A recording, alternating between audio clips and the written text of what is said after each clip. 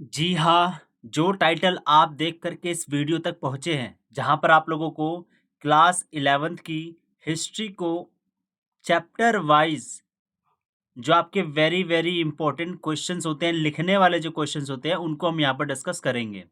और अगर आप एमसीक्यू को देखना चाहते हैं, तो एमसीक्यू की जो वीडियो है ऑलरेडी हम बना चुके हैं, आप जा कर के उसको भी देख सकते हैं। अब इस वीडियो को स्टार्ट करने से पहले मैं आपको एक चीज़ बताना चाहूँगा कि लिखते कैसे हैं?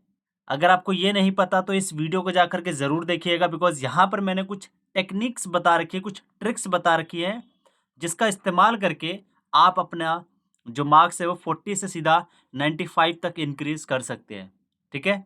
तो जा करके इसको ज़रूर देख लीजिएगा और एमसीक्यू वाली को तो ज़रूर देख लीजिएगा बिकॉज़ ये काफ़ी इम्पोर्टेंट है क्योंकि 21 मार्क्स जो आपके होते हैं वो 1 मार्क्स के एमसीक्यू ही आते हैं। और कुछ ही समय में आज नहीं तो कल तक हम आपका जो है मैप का क्वेश्चन भी डाल देंगे। जो मैप बेस्ड क्वेश्चन आते हैं ना, वो भी हम डाल देंगे, ठीक है? तो चलिए बिना देरी करे शुरू करते हैं आज की अपनी सीरीज़ को।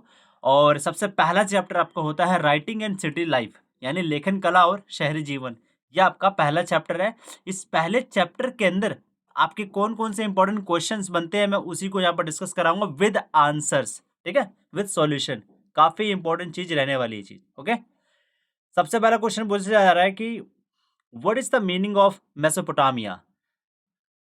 आई होप कि आप सभी को पता होगा कि जो मेसोपोटामिया वर्ड है इसका मतलब क्या होता है। मेसोपोटामिया बेसिकली दो वर्ड्स से मिलकर के बना है।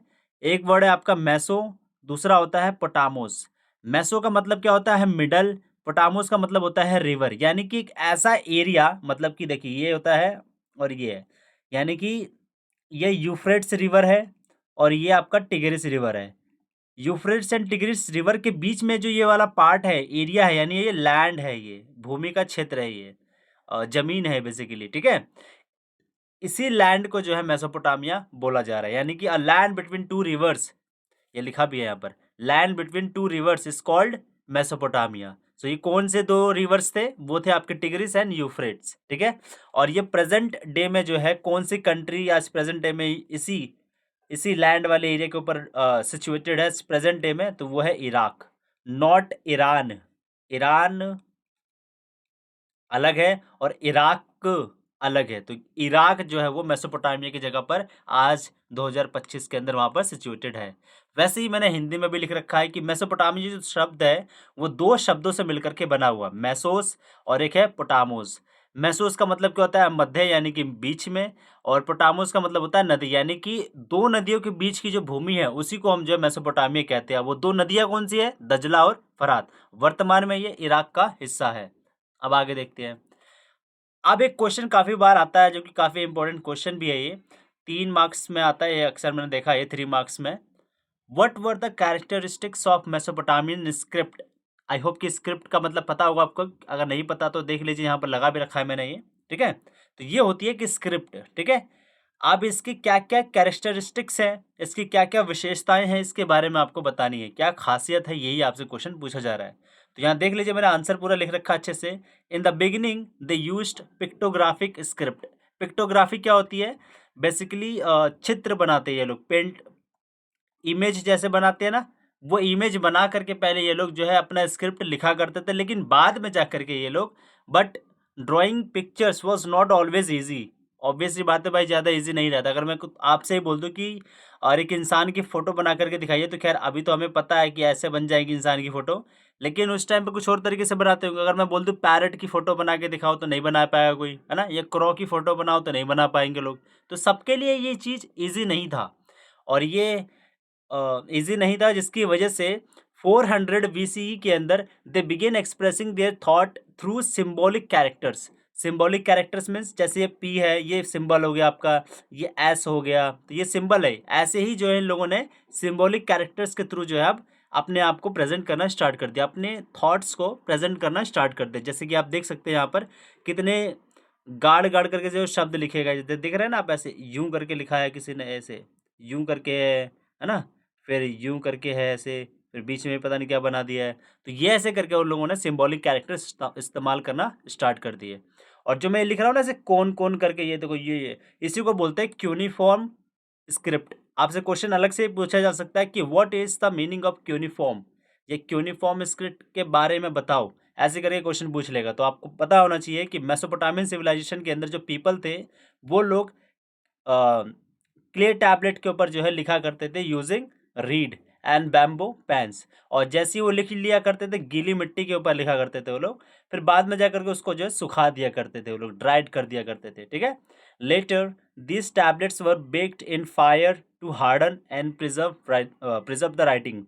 बाद में जाकर के जब वो लिख लिया जाता था तो कई कई जो स्क्रिप्ट है उनको बाद में जला दिया जाता था आगों से। जला देना इन द सेंस कि पकाना होता है, ठीक है, नॉट पूरा उसको ख़त्म कर देना।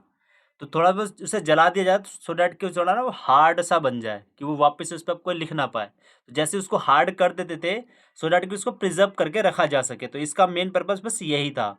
नेक्स्ट क्या बोला जा रहा है कि many such tablets have been found in Mesopotamia which serve as primary source of knowledge about this civilisation. और आपको पता होगा कि हम लोगों ने एक चीज़ देखी थी क्या, 3200 BCE में जो है हमें सबसे पहली बार मेसोपोटामिया की स्क्रिप्ट जो है देखने को मिलती है। ये बात हम ऑलरेडी डिस्कस कर चुके हैं। अब हिंदी में भी देख लेते हैं जरा मेसोपोटामिया। अच्छा एक चीज़ और ध्यान दीजिएगा, जो जो बच्चा इंग्लिश मीडियम का है तो वो तो इंग्लिश मीडियम का देख करके सीधा अगले नेक्स्ट क्वेश्चन इंग्लिश मीडियम पे ही आगे आप स्किप कर जाइए, और वीडियो को जो है ना 1.5x की स्पीड में चला करके देखिए तो काफ़ी इजी रहेगा आपके लिए भी। अब हिंदी मीडियम में देखिए क्या बोला जा रहा है कि मेसोपोटामिया की लिपि विशेषता क्या थी। मेसोपोटामिया की जो लिपि है उसकी विशेषताओं के बारे में बताइए, ऐसे पूछा जा रहा है। कुछ अब आंसर कैसे लिखेंगे आप लोग। आरंभ में इन्होंने चित्र लिपि का प्रयोग किया था। चित्र लिपि इन द सेंस कि कुछ इमेज वगैरह जो है बना रहे हैं, ठीक है जी, जैसे काऊ का इमेज हो गया, ठीक है, या किसी आदमी का इमेज हो गया, तो पहले वो लोग ऐसे बनाया करते थे। लेकिन चित्रों का खींचना कदाचित आसान नहीं होता, इसीलिए 400 ईसा पूर्व के लगभग उन्होंने किलाकार चिन्हों द्वारा अपने भाव प्रकट करना शुरू कर दिए। तो किलाकार आपको पता है, जैसे देख सकते हैं आप यहाँ पर भी किलाकार ही है, देख रहे हैं ना, ऐसे खोद खोद के लिखा, ये ऐसे करके फिर यूं है, फिर यूं करके है, मतलब ऐसे जो होता है नोकीली टाइप से, तो उसको किलाकार बोलते हैं। और इसी को क्या बोलते हैं, किलाकार लिपि का जो है उन्होंने निर्माण करना स्टार्ट कर दिया। अब मेसोपोटामिया वाले नरकट या बांस की कलम से मिट्टी की पट्टियों पर लिखकर उसे सुखा लेते थे। ये मिट्टी की पट्टी का मतलब क्या होता है, पहले गूंदा आटे के जैसा, गूंदने के बाद एकदम ऐसे बनाया और उसी के ऊपर जो है किलाकार नोकीले से ऐसे लिखना स्टार्ट कर दिया, जैसे आपका देख पा रहे होंगे ऐसे लिखा भी है ये, ठीक है। और बाद में क्या होता था कि ये आग में जो है लोग पका दिया करते थे ताकि जो लिखावट है वो थोड़ी सूख जाए और पक्की मजबूत बन जाए, ठीक है। और बाद में हमने क्या देखने को मिलता है कि यही जो किलाकार वाली लिपि है यानी क्यूनिफॉर्म स्क्रिप्ट है, मेसोपोटामिया से अनेक जगहों से जो है ये चीज़ें हमें मिलना स्टार्ट हो जाती है। और आपको पता होगा सबसे पहली बार मेसोपोटामिया की जो स्क्रिप्ट है यानी जो किलाकार लिपि है वो हमें कब मिली थी, 3200 ईसा पूर्व, 3200 ईसा पूर्व के अंदर हमें जो है चीज़ मिलती है। इसको आपको अच्छे से याद रखना है। अब हम नेक्स्ट क्वेश्चन देखते हैं क्या है। What were the characteristics of the city of मारी। आपको पता होगा कि मारी हो गया, उर हो गया, ठीक है जी, एक और नाम भूल रहा हूँ मैं, हाँ उरुक, उरुक हो गया, उर हो गया, मारी हो गया, ये सारे क्या है, सिटीज हैं विद इन मेसोपोटामियन सिविलाइजेशन, ठीक है। तो यहाँ पर पूछा जा रहा है कि मेसोपोटामियन सिविलाइजेशन के अंदर जो सिटी मारी है उसका कुछ विशेषताएं बताओ, उसकी कुछ खासियत बताओ, किस बारे में, किस चीज के लिए जो है मारी को जाना जाता था, ये आपसे जो है क्वेश्चन पूछा जा रहा है। तो आप लिख सकते हैं यहाँ पर क्या। और एक और चीज, ये तो खैर आपके 3 मार्क्स के क्वेश्चन के आंसर मैं अभी आपको बता रहा हूँ। जैसे ही मैं आपके 8 मार्क्स के आंसर वाले बताऊंगा ना, तो मैंने आपको जो शुरू में एक इमेज दिखाई थी ना जहाँ पर आंसर राइटिंग आपको कैसे लिखनी चाहिए, कुछ ट्रिक्स वगैरह हैं, उसको जाकर के जरूर देख लीजिएगा। और ट्रस्ट मी गाइस, जैसे ही आप उस वीडियो को देख लेंगे तो आपके लिखने का जो तरीका है वो बहुत हद तक बढ़ जाएगा, बहुत अच्छा हो जाएगा, बल्कि आप अपने आंसर को ब्यूटीफुली प्रेजेंट करना सीख जाएंगे, ठीक है, with the help of flow chart. Flow chart का बड़ा ही इंपॉर्टेंट मैंने वहाँ पर रोल बताया है, ठीक है। अगर आप उस चीज़ को देखते हैं तो काफ़ी इंपॉर्टेंट, मतलब आपको हेल्प होने ही वाली है, फॉर श्योर है चीज़ की। नेक्स्ट देखते हैं क्या है सिटीज़ की मारी का जो है कैरेक्टरिस्टिक्स क्या है। After 2000 BC the city of Mari flourished as royal capital. Royal capital, ठीक है जी, जो राजास होते हैं ना, जो आपके रूलर्स होते हैं, उनके रॉयल कैपिटल के रूप में आपका मारी जो है फ्लरिश करता है। एंड मारी was an example of prosperous urban centre based on trade. Basically यहाँ पर ना ट्रेड वगैरह ज़्यादा स्टार्ट हो जाती है। Goods like wood copper were transported by boats via Euphrates river to southern regions Turkey, Syria and Lebanon. मतलब Mari से जो है ये वुड यानी लक्कड़ और कॉपर का जो है एक्सपोर्ट होना स्टार्ट हो जाता है थ्रू यूफ्रेट्स रिवर। कहाँ पर जाता है ये सारा माल? ये जाता है टर्की, सीरिया और लेबनान के अंदर। Cargo ships transporting goods use to stop at Mari. और मारी के अंदर जो है बहुत सारी जो गुड्स है वो आती भी थी, जाती तो थी आती भी थी। और जब मारी के जब अंदर ये आते थे ना गुड्स, तो जो मारी ऑफिशियल्स है वो लोग इसको इंस्पेक्ट किया करते थे कि अच्छा माल है या नहीं है, क्या है, कुछ गलत सामान तो नहीं आ रहा है, एट्सेट्रा एट्सेट्रा। और उसके ऊपर जो है 10% चार्ज भी जो है लोग लगाया करते थे। एंड दस मारी became famous for trade and prosperity. इसीलिए जो है मारी ज़्यादा और ट्रेड एंड प्रोस्पैरिटी के चक्कर में बहुत ज़्यादा फेमस होता है। And the land and the grand royal palace of Mari served as the residence of the royal family. और वहीं पर जो एक पैलेस बनवाया जाता है जहाँ पर मारी के अंदर जो रूलर्स होते हैं वो लोग वहीं पर ही रहा करते थे। It was also a major centre for administration and the production of jewellery, specially from precious metals. अब प्रीशियस मेटल्स के थ्रू जो है ये ज्वेलरी वगैरह जो है बनाते हैं। ज्वेलरी मतलब सिर्फ सोना ही नहीं होता है, ठीक है, आपको आई होप पता होगा। उसके अंदर डायमंड बहुत सारी चीज़ें मतलब आ जाती हैं। अब ये हिंदी में देख लीजिए, मारी शहर की विशेषताओं के बारे में बताइए। तो पता ही है, अभी मैंने आपको डिस्कस कराया है कि 2000 ईसा पूर्व के बाद मारी जो शहर है वो शाही राजधानी के रूप में फला फूलना स्टार्ट हो जाता है। मारी नगर जो बेसिकली व्यापार के लिए जाना जाता है और व्यापार के आधार पर ही जो है वो समृद्धिशाली शहरी केंद्र का उदाहरण बन जाता है। समृद्धिशाली का मतलब क्या होता है? जिसके पास सब कुछ आना स्टार्ट हो जाए, जिसके पास सब कुछ भरपूर मात्रा में होना स्टार्ट हो जाए। तो जो मारी शहर है उसके पास अब बहुत सारा चीज़ें आने लग जाता है। हालांकि 2000 ईसा पूर्व से पहले काफ़ी गरीब था यही शहर। यहाँ से लकड़ी, तांबा आदि नाव के द्वारा फरात नदी के रास्ते दक्षिण और तुर्की, सीरिया तथा लेबनान ले जाया जाता था। ठीक है जी, मतलब एक्सपोर्ट भी करते थे, यानी कि निर्यात वगैरह भी करते थे ये लोग। ठीक है, और जब ये लोग वापस जल मार्ग के माध्यम से अंदर मारी के अंदर लेकर के आया करते थे सामान, मतलब इंपोर्ट जब करा करते थे, तो जो लोग इंपोर्ट करते थे उनके ऊपर कुछ अधिकारी लोग जाते थे और चेक भी करते थे उनके सामान को चेक करने के बाद 10% का कर यानी टैक्स भी जो है वो लोग लगाया करते थे। ठीक है, और मारी नगर बेसिकली मैंने आपको बता ही दिया कि व्यापार और समृद्धि के लिए ज़्यादा प्रसिद्ध है। मारी का विशाल राजमहल, वहाँ पर एक राजमहल बनाया गया था, एक बहुत ही बड़ा पैलेस बनवाया गया था एक, जहाँ पर वहाँ के जो शाही परिवार के जो लोग हैं ना वो लोग वहाँ पर निवास करते थे, यानी कि रहा करते थे। ठीक है जी, और आभूषणों के निर्माण के केंद्र के रूप में भी जो है हमारे शहर को जाना जाता है। काफ़ी इंपॉर्टेंट क्वेश्चन है, उसको याद रख लीजिएगा, पहले बता रहा हूँ। अगला क्वेश्चन पूछा जा रहा है आपसे ना, एक होता है ना कि लॉजिकल रीजनिंग बेस्ड क्वेश्चन भी पूछे जाते हैं। जैसे कि ये वाला ना आपको आपके ऊपर थिंकिंग के ऊपर ज़्यादा ना मतलब ज़्यादा स्ट्रेस कर रहा है कि आपको सोचना पड़ जाए इस पे। अब क्वेश्चन क्या पूछा जा रहा है कि why did agriculture face crisis despite the natural fertility of the land. मतलब क्या कि जो यूफ्रेट्स ये रिवर हो गई और ये आपकी टिग्रिस रिवर हो गई, तो ये टिग्रिस रिवर है और ये आपकी यूफ्रेट्स रिवर है। आप सभी को पता होगा, आप लोगों ने अपने ज्योग्राफी के अंदर या फिर कॉमन साइंस तो आपको होगा ही कि जोन से एरिया, जैसे ये लैंड वाला एरिया है ये, ठीक है, इस लैंड के लेफ्ट और राइट दोनों जगह पर नदी है, यानी कि रिवर है। अब ऑब्वियस सी बात है उसके बीच वाला जो एरिया होता है वो फर्टाइल होगा। फर्टाइल का मतलब समझ रहे हैं ना आप क्या होता है? फर्टाइल मतलब हो जाता है कि कोई भी आप फसल वहाँ पर उगाओगे, कोई भी आप क्रॉप वहाँ पर उगाओगे, तो वो जो क्रॉप है वो आपकी फ्लरिश होगी होगी, मतलब अच्छे तरीके से उगेगी उगेगी। मतलब क्या है, एग्रीकल्चर आपका बहुत ही अच्छे ढंग से होगा। लेकिन यहाँ पर क्या बोला जा रहा है कि ये रिवर के पास होने के बावजूद, ये लैंड फर्टाइल होने के बावजूद वहाँ पर जो है एग्रीकल्चरल जो है क्राइसिस होता था। ऐसा क्यों? तो ये आपसे पूछा जा रहा है। ये इसलिए होता था बिकॉज वहाँ पर कभी कभी यूफ्रेट्स जो रिवर है वो बहुत ज़्यादा ही जो है पानी देना स्टार्ट कर देता था, यानी कि फ्लडिंग वगैरह होना स्टार्ट हो जाती, बाढ़ वगैरह जो है आ जाती थी, जिसकी वजह से जो क्रॉप्स हैं वो डूब जाते थे और वो क्रॉप्स जो है अ, अपने अनुसार जो है उस पानी को ऑब्जर्व नहीं कर पाते थे। ठीक है, तो मतलब फसल जो आपकी खराब हो जाती थी। अगला देखते क्या है कि occasionally the river change its course. मतलब क्या, जो रिवर होती है ना कभी कभी जो है अपना रास्ता ही बदल देती थी, है ना। और उसके बाद क्या हो, जब रास्ता बदल जाएगी तो जब पानी नहीं मिलेगा फसल को, क्रॉप्स को जब पानी नहीं मिलेगा, वाटर नहीं मिलेगा, तो क्या हो जाएगा, जो फील्ड है वो आपकी ड्राई हो जाएंगी। और जैसे ही वो ड्राई हो जाएंगी तो फिर ऑब्वियस सी बात है भाई, एग्रीकल्चर फ्लरिश कैसे करेगा फिर, तब तो क्राइसिस आना तय है। Mesopotamia records indicate that villages were frequently re-established throughout history due to these challenges. अब इन्हीं सब चीज़ों की वजह से जो villages है वो कभी कभी इधर से उधर होते रहे हैं. Apart from natural disasters, human made problems also emerged. मतलब क्या, ये जो नेचुरल डिजास्टर्स आ रहे थे उसके अलावा भी जो है ह्यूमन मेड प्रॉब्लम्स भी होते रहे हैं. अब ये ह्यूमन मेड प्रॉब्लम्स मतलब क्या, जो ह्यूमन ने खुद से बनाए प्रॉब्लम्स, जिसकी वजह से जो है एग्रीकल्चर क्राइसिस होता रहता था बार बार.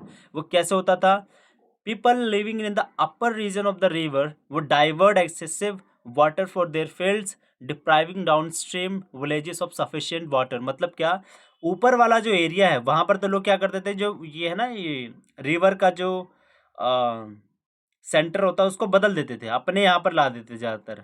और जैसे अपने पास लाएंगे तो भाई पानी ऑब्वियस सी बात है फिर यहाँ पर कम जाएगा, और जैसे ही कम जाएगा तो जो नीचे वाला एरिया है वो तो सूखा रह जाएगा ना भाई, वो तो ड्राई रह जाएगा. और जैसे ही वो सूखा और ड्राई रहेगा तो ऑब्वियस बात है फिर इनके और इनके बीच में लड़ाई होगी. तो यही चीज़ होता था. तो Mesopotamia villages were fighting over waters also. ठीक है, when conflict intensified, victorious leaders would distribute looted goods among their allies. मतलब क्या, दोनों के बीच में लड़ाई होती है, लड़ाई होने के बाद जो बंदा जीतेगा उसका जो लीडर होगा वो दूसरे अपने मतलब विद इन अ ग्रुप वो जो सामान लूट करके लेकर के आया होगा वो उसमें बांट देगा. And defeated groups were often taken as captives by the victors. Hindi में भी वही लिखा हुआ है भाई.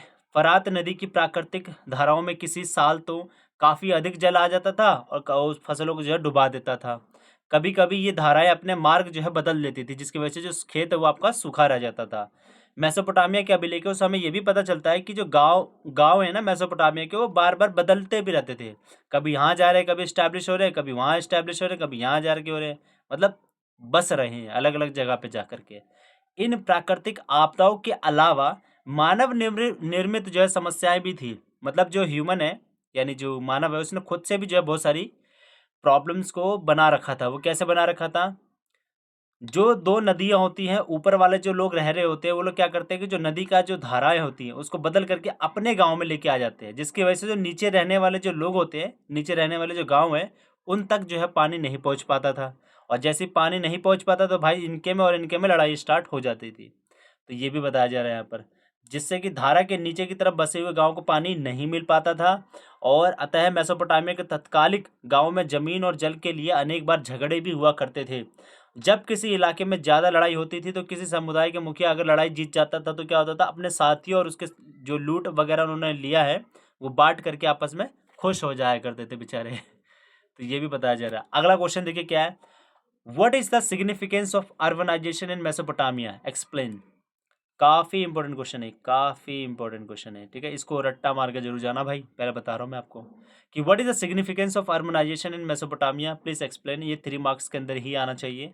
Importance of urbanisation, cities and towns were not just places for large populations to live.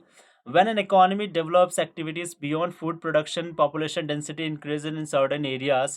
As a result, town begins to emerge. In urban economies, apart from food production, trade, manufacturing and various services play a crucial role. I hope आपको समझ में आ रहा होगा ये English में, है ना.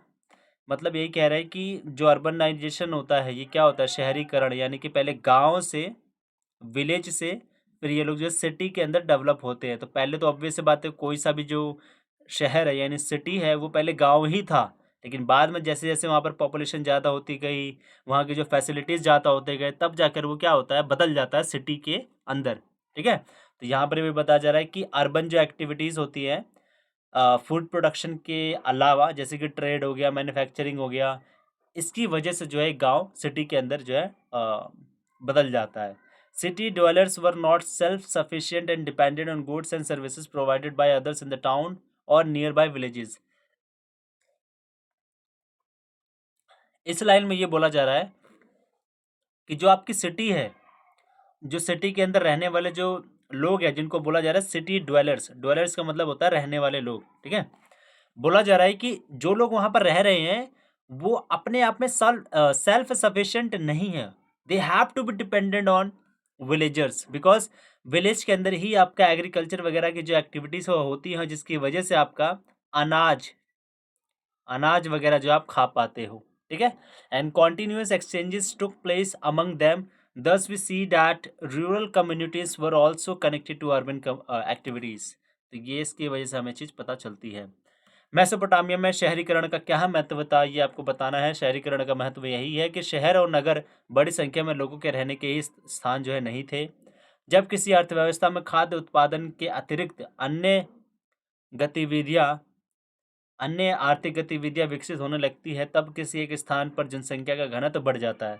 इसके फलस्वरूप कस्बे जो है बनना स्टार्ट हो जाते हैं, यानी कि वही नगर वगैरह बोल लीजिए, नगर या कस्बे या सिटी वगैरह बोल लीजिए, बनना स्टार्ट हो जाते हैं। शहरी अर्थव्यवस्थाओं में खाद्य उत्पादन के अलावा व्यापार, उत्पादन और तरह तरह की सेवाओं की भी महत्वपूर्ण भूमिका होती है। नगर के लोग आत्मनिर्भर नहीं होते थे। जो नगर होता है ना, वहाँ पर जो लोग हैं वो आत्मनिर्भर नहीं थे, बिकॉज यहाँ पर सिर्फ जो है इकोनॉमिक एक्टिविटीज़ हो रही है, खेती वगैरह थोड़ी ना हो रही है भाई। जो खेती वगैरह होती है वो कहाँ पर होती है, वो होती है आपकी गाँव के अंदर। और जब गाँव के अंदर होती है तो डेट मीन्स कि जो शहर में रहने वाले जो लोग हैं वो लोग गाँव के ऊपर डिपेंडेंट भी थे। तो ये बात आपको अच्छे से याद रखनी है। अगला क्वेश्चन देखते हैं क्या, कि ये तो और भी ज़्यादा इंपॉर्टेंट है भाई, है ना, और भी ज़्यादा इंपॉर्टेंट है। Possibly the greatest contribution of Mesopotamia to the world its calendar system and its advanced mathematical tradition. Explain this statement logically. देखिए, आपके एग्जाम में दो टाइप्स के जो है क्वेश्चन बन सकते हैं इस कंट्रीब्यूशन से रिलेटेड। एक क्वेश्चन पूछा जाएगा कि मेसोपोटामियन सिविलाइजेशन का कंट्रीब्यूशन क्या है टू द वर्ल्ड, एक तो ये होगा। दूसरा बोला जाएगा कि कैलेंडर सिस्टम और एडवांस मैथमेटिकल जो है इसका कैसा कंट्रीब्यूशन रहा है टू द वर्ल्ड। मतलब क्या, कि जब ये वाला क्वेश्चन पूछा जाए ना कि सिंपली बोला है कि कंट्रीब्यूशन के बारे में सारी चीज़ें बता दो, तो वहाँ पर आपके 2 पॉइंट्स बन सकते हैं इन्हीं से ही। एडवांस मैथमेटिक्स एक कंट्रीब्यूशन हो गया और कैलेंडर सिस्टम आपका दूसरा कंट्रीब्यूशन हो गया। लेकिन जब आपसे पूछा जाए कि सिर्फ एडवांस और ये कैलेंडर सिस्टम के बारे में ही बताओ कि ये कैसे जो है दुनिया को ज़्यादा, वर्ल्ड को ज़्यादा अच्छे से कंट्रीब्यूट कर पाया है मेसोपोटामियन सिविलाइजेशन, तब आपको स्पेसिफिकली कैलेंडर सिस्टम और एडवांस मैथमेटिकल ट्रेडिशन के बारे में ही डिस्कस करना होगा। और ऐसे ही क्वेश्चन जो है आपके 8 मार्क्स के आते ही आते हैं, फॉर श्योर आते हैं, इसको याद रखिएगा। अब चलिए बिना देरी करे शुरू करते हैं इसको। जरा आंसर लिखेंगे कैसे आप। अब ये वाला आंसर को आप कैसे फ्रेम करोगे, इसके लिए मैंने आपकी वीडियो ऑलरेडी बना रखी, जाइए प्लीज़ जा करके देख लीजिएगा। लिखा गया कि Mesopotamia's greatest contribution to the world is its calendar system and advance mathematical tradition. ठीक है, around 1800 BC, clay tablets have been found containing multiplication and division tablets, square roots and compound interest calculations। ये जितनी भी चीज़ें बता रहा हूँ ना, ये जो आपके कॉम्पिटिटिव एग्जाम्स वगैरह करते हैं वहाँ पर ये सारी चीज़ें आती है। मल्टीप्लिकेशन मतलब जो गुणा भाग करते हैं वो हो गया, ये डिवीज़न वाला पार्ट हो गया आपका, ठीक है। स्क्वायर्स तो आपको पता है, स्क्वायर रूट क्या होता है, कंपाउंड इंटरेस्ट के बारे में, इन सब के बारे में जो है ना ऑलरेडी मेसोपोटामिया सिविलाइजेशन के अंदर लोग जानते थे। और उन लोगों ने जो टैबलेट जो क्ले होता है उस टैबलेट के अंदर इन सबके बारे में बता भी रखा है। इनफैक्ट एक टैबलेट हमें ऐसा मिला है, ऐसे टैबलेट सा है, और वहाँ ऊपर की साइड जो उन्होंने कोई एक मैथ का प्रॉब्लम डाल दिया है, कुछ होता है ना मैथ का प्रॉब्लम डाल दिया और यहीं पर उसका सॉल्यूशन वगैरह लिखना स्टार्ट कर दिया ऐसे यूनिफॉर्म के रूप में ऐसे, ठीक है। तो ये सॉल्यूशन था यहाँ पर और ये ऊपर क्वेश्चन लिखा होता है। ये बोला जा रहा था कि मैथ्स का कुछ बना रखा है इन लोगों ने। ओके, अब हम आगे देखते हैं और क्या कंट्रीब्यूशन है इसकी इसी के अंदर। The मेसोपोटामियंस introduce the division of a year into 12 months based on the moons orbit around the earth.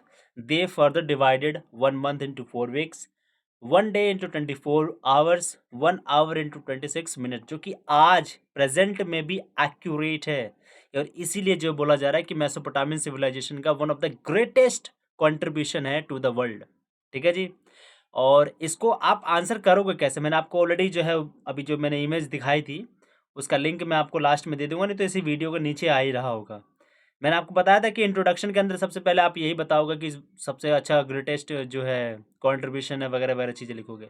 उसके बाद जो है आप फ्लो चार्ट बनाओगे तो यहीं पर लिख दोगे greatest contribution of Mesopotamian civilisation. अब ये फर्स्ट नंबर क्या है उसका ग्रेटेस्ट कंट्रीब्यूशन, और ऐसे ऐसे करके लिख दोगे।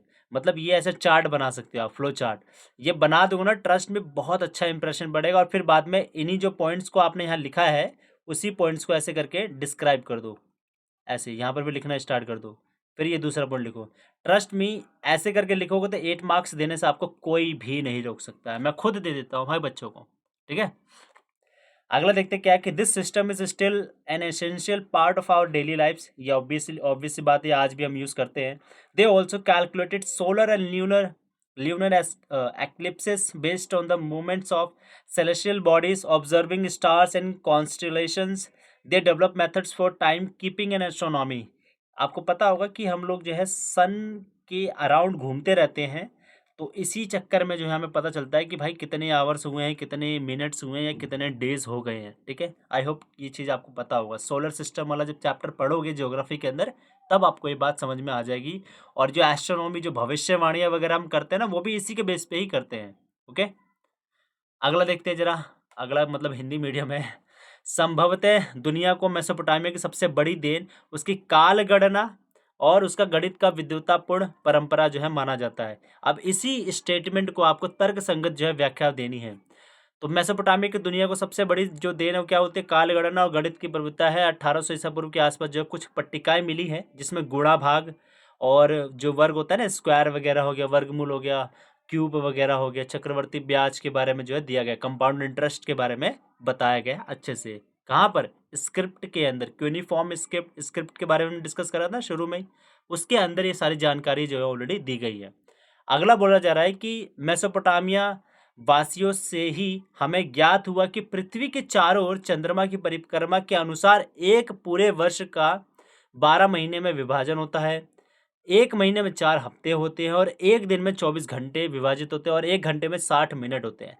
ये जो लिखा हुआ है ना भाई, ये एग्जैक्ट ऐसे अपने आंसर शीट में डाल देना, जो कि आपको पता भी होना चाहिए। जनरली आप 11th के बच्चे हो तो आपको पता होगा कि एक साल के अंदर 12 महीने होते हैं, एक महीने के अंदर 4 हफ्ते होते हैं, एक दिन के अंदर 24 घंटे होते हैं और एक घंटे के अंदर 60 मिनट होते हैं। आई होप सभी को ये चीज़ पता होगी।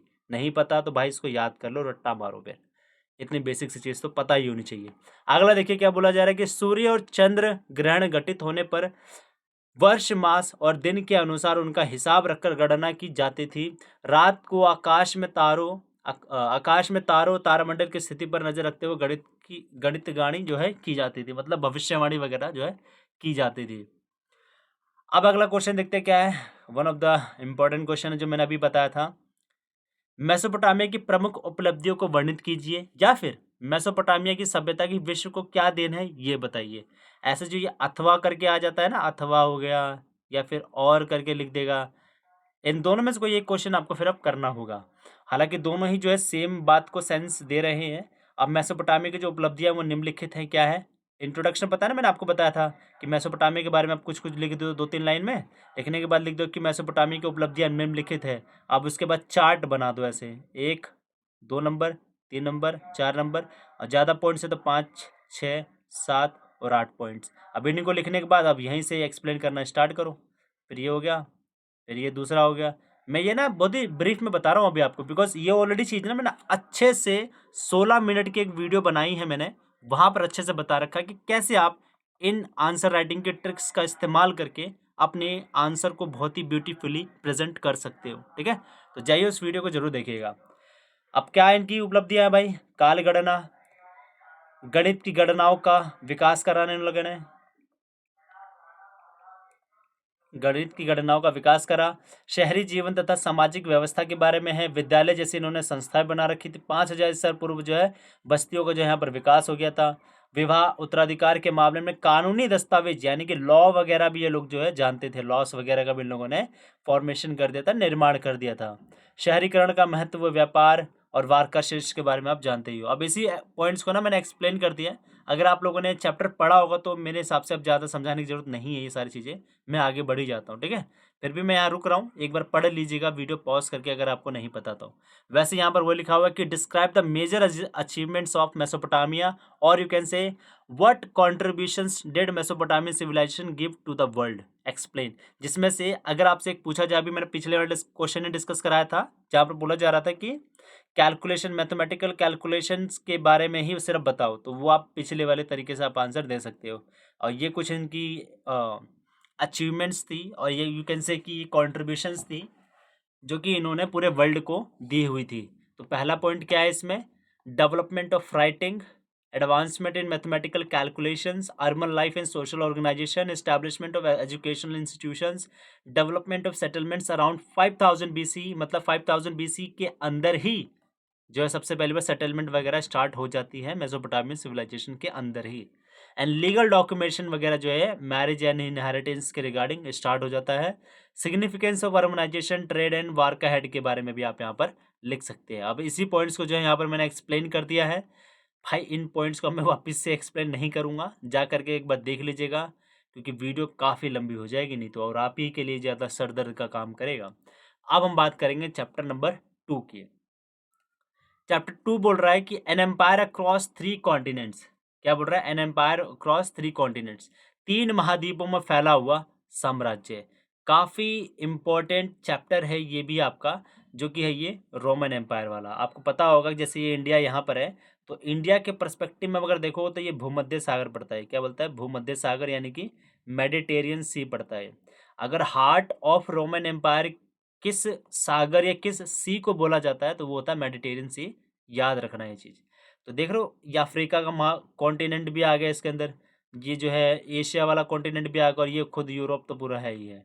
ठीक है, तो ये इतने बड़े एरियाज़ के ऊपर जो है रोमन एम्पायर ने, इन लोगों ने राज किया हुआ था। और आपको याद रखना है कि बहुत सारे जो है ना बच्चे कंफ्यूज हो जाते हैं। रोमन एम्पायर के अंदर जो 3 प्लेयर्स हैं, 3 बंदे हैं, कौन कौन से हैं? पहला कौन सा हो गया आपका? खुद एम्परर। एम्परर यानी कि सम्राट हो गया। दूसरा कौन सा होता है? अभिजात, यानी कि नोबल्स, नोबिलिटी। यार लिखा नहीं जाता इस पे फिर ऐसे, नोबिलिटी। ठीक है, और तीसरा कौन सा हो गया आपकी? आर्मी, यानी कि सेना। ये 3 तो आपकी है रोमन एम्पायर की। और 3 हमने जो है डिस्कस करनी है अभी आगे वाले चैप्टर में आएगा, जहाँ पर फ्यूडलिज्म वाला चैप्टर है ना, वहीं पर आएगा। वहाँ पर अलग है और यहाँ अलग है 3, याद रखिएगा। बहुत सारे बच्चे कन्फ्यूजन में रहते हैं, इस वजह से मैं लिखवा रहा हूँ ये। क्लर्की, जिसको हम बोलते हैं पादरी। दूसरा होता है आपका नोबिलिटी, यानी कि अभिजात वर्ग। और तीसरा होता है आपका पीजेंट्स, पीजेंट्स यानी कि कृषक। याद रखिएगा, जो रोमन एम्पायर है वहाँ पर पहले खुद एम्परर आ जाएगा, और यहाँ पर कौन आएगा? पादरी, यानी कि क्लर्की आते हैं। दूसरा अभिजात वर्ग, और यहाँ पर भी अभिजात वर्ग सेम सेम है। और तीसरा यहाँ आर्मी है, और यहाँ पर बस पीजेंट्स है। तो इन 3 चीज़ों का आपको अच्छे खासा जो है ध्यान रखना होगा। इंपॉर्टेंट क्वेश्चन है, आपके पेपर में आने का ये चांस भी है, अभी बता रहा हूँ मैं। ठीक है, क्वेश्चन क्या पूछा जा रहा है कि explain the crisis of the 3rd century in the Roman Empire. Roman Empire के अंदर जो 3rd सेंचुरी हुई है, मतलब कि 300 BC की बात की जा रही है, उसके अंदर जो ये है 3rd सेंचुरी, क्या ऐसा हुआ था इस दौरान जिसकी वजह से इसको एक क्राइसिस का नाम जो है देना पड़ गया है, यानी कि एक विपदा जैसी कुछ स्थिति यहाँ पर आ चुकी थी, तो वो बताना है। तो इसके अंदर 3 पॉइंट्स मैंने डाल रखे हैं, वो देख सकते हैं क्या, कि जो ईरान एक कंट्री है ना, वहाँ पर एक लोग जो है राज किया करते हैं, जैसे ससानियन डायनेस्टी है। जैसे मेरा नाम अभिमन्यु शर्मा है, तो शर्मा डायनेस्टी भी आप बोल सकते हैं। मतलब इस शर्मा डायनेस्टी के अंदर क्या आ जाएगा? मैं आ जाऊँगा, मेरे भाई आ जाएंगे, मेरे पिताजी आ जाएंगे, मेरे चाचा जी आ जाएंगे, सब लोग आ जाएंगे। ऐसे ही ईरान के अंदर एक परिवार था, ससानी। तो उन्हीं के जो लोग हैं, उन्हीं का एक डायनेस्टी था, मतलब बहुत ही बड़ा एरिया है। तो उन लोगों ने जो है बार बार अटैक करा था, किसके ऊपर? रोमन एम्पायर के ऊपर। कब? 3rd सेंचुरी के अंदर। इसी वजह से 3rd सेंचुरी को जो है क्राइसिस वाला पीरियड कहा जा रहा है। अब ये तो एक रीजन हो गया, इसके अलावा और भी रीजन है। वो क्या रीजन है? देखिए, जर्मनिक जो ट्राइब्स हैं, सच एज फ्रैंक्स हो गया, एलमनी हो गया, एंड गोथ्स हो गया, they took control of various provinces of Roman empire. इन लोगों ने जो है रोमन एम्पायर के बहुत सारे जो प्रांत होते हैं, प्रांत इन द सेंस स्टेट्स होते हैं, वहाँ पर कब्जा कर लिया था। तो ये भी जो है क्राइसिस का पॉइंट बन जाता है आपका 3rd century of Roman Empire. Next सबसे इंपॉर्टेंट पॉइंट है, वो क्या है कि रोमन एम्पायर के अंदर 47 ईयर्स के अंदर ही 25 एम्परर्स जो है वो पावर्स में आते हैं और चले जाते हैं, आते हैं चले जाते हैं, आते हैं चले जाते हैं। ऐसा जो सिलसिला, ये 25 जो एम्परर्स है वो आते जाते रहे। कब? With in 47 years. आपको पता होगा कि जनरली एक एम्परर जो है ऑलमोस्ट, मतलब कि 40 ईयर्स या 42 ईयर्स या 47 ईयर्स जो है वो राज करता है या रूल करता है। लेकिन यहाँ पर क्या देखने को मिल रहा है कि 47 ईयर्स के अंदर ही 25 एम्परर जो है आते हैं जाते हैं, आते हैं जाते हैं। तो ये चीज़ क्राइसिस का ही एक पॉइंट है ये भी। और the empire was in a state of extreme turmoil and instability. इन सभी की वजह से ये सब चीज़ें हो रही थी, इंस्टेबिलिटी थी वगैरह वगैरह चीज़ें। तो रोम साम्राज्य के तीसरी शताब्दी के संकट के बारे में व्याख्या कीजिए। तो बताया मैं, ईरान के अंदर जो है ससानी वंश हुआ करते थे, यानी जैसे शर्मा परिवार होता है ना, जैसे शर्मा वंश हो गया, जैसे अभिमन्यु शर्मा नाम है मेरा, तो वैसे ये शर्मा वंश हो गया मान लीजिए। तभी शर्मा वंश जो है, जो कि ईरान, जैसे ससानी वंश जो है वो ईरान के अंदर रहा करती थी, ये लोग जो है बार बार रोमन एम्पायर के ऊपर अटैक वगैरह जो है किया करते थे। और जर्मन मूल की जो प्रजातियां हैं, जनजातियां हैं, फ्रैंक हो गया, अल्मेनाई हो गया, गोथ हो गया, इन लोगों ने जो है रोमन एम्पायर के बहुत सारे एरियाज के ऊपर कब्जा भी कर लिया था। और 47 मतलब 47 वर्षों के अंदर अंदर जो है रोम के अंदर 25 बार जो है सम्राट, यानी जो रूलर्स है, राजा हैं, वो बदल दिए जाते हैं। तो ये भी काफ़ी ज़्यादा इंपॉर्टेंट चीज़ हो जाती है। ये 3 पॉइंट्स आप लिख करके इस वाले क्वेश्चन को उड़ा सकते हो, ठीक है। अब अगला देखते हैं क्या है। Analyse the condition and significance of slaves in the Roman Empire. बता रहा हूँ भाई, काफ़ी इंपॉर्टेंट क्वेश्चन है ये, बहुत इंपॉर्टेंट क्वेश्चन है ये। पूछा जा रहा है कि जो कंडीशन है स्लेव्स की और जो सिग्निफिकेंस है स्लेव्स का, वो बताओ in terms of Roman Empire. आपको पता होगा कि रोमन एम्पायर के जो स्लेव सिस्टम है, स्लेवरी सिस्टम है भाई, बहुत इंपॉर्टेंट रोल प्ले करता था वो, ठीक है। जैसे कि देख सकते हैं कि under Roman law slaves were considered property and had no legal right identity. Slavery was deeply rooted in Roman Empire, obviously बात है। innately out of the population of 7.5 million, मतलब कि 75 लाख, 75 लाख में से 30 लाख जो पीपल है वो स्लेव्स थे। समझ रहे हैं?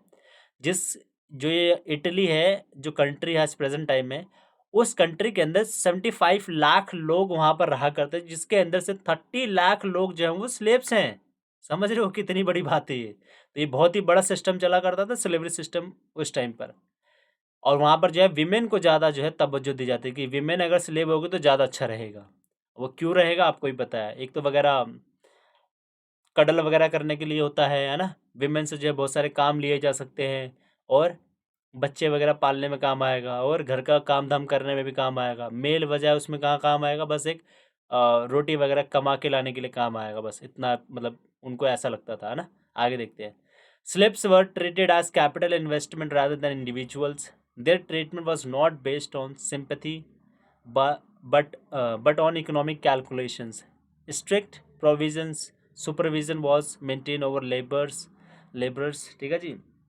जो है ना भाई, स्ट्रिक्टली जो है देखा जाता था इन लेबर्स को या स्लेव्स को कि कुछ और उल्टा सीधा तो नहीं कर रहे हैं ये लोग। और workers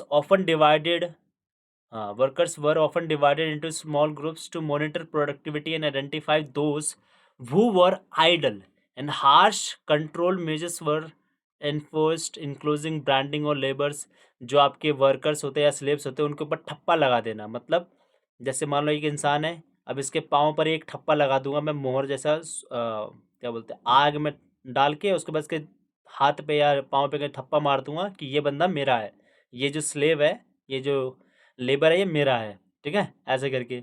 और इन लोगों को बहुत ज़्यादा फोर्स भी किया जाता था कि ये लोग डेप्ट कॉन्ट्रैक्ट्स के ऊपर जो है साइन वगैरह करें या अंगूठा वगैरह लगाएं। एंड बॉन्डेड लेबर के बारे में भी यहाँ पर चलती थी चीज़ें। And ensuring they could not leave their work, और ये लोग इंश्योर करके रखते थे कि भाई जो स्लेव है ना, स्लेव ही बना रहे permanently. Slave reproduction was a common practice to increase the number of slaves. Obviously बात है, जब दो मेल और ये फीमेल, यानी ये मेल और ये फीमेल दोनों ही स्लेव्स हैं, जब इनका रिप्रोडक्शन वाली एक्टिविटी होगी, यानी जब बच्चा वगैरह होगा, तो वो भी तो स्लेव बनेगा। तो ये लोग जो है ज़्यादा कोशिश करते थे कि ऐसा कुछ हो, सो डैट कि जो स्लेव्स का जो काउंट है वो बहुत ज़्यादा इंक्रीज होता रहे और हमें कभी दिक्कत ना हो, ऐसा ये लोग सोचते थे। भाई मैं नहीं बोल रहे सब, ठीक है। अगला बोल रहे क्या, female slaves and their male partners were encourage to have more children वो were then born into slavery. तो ये सारी चीज़ें जो यहाँ पर चलती थी।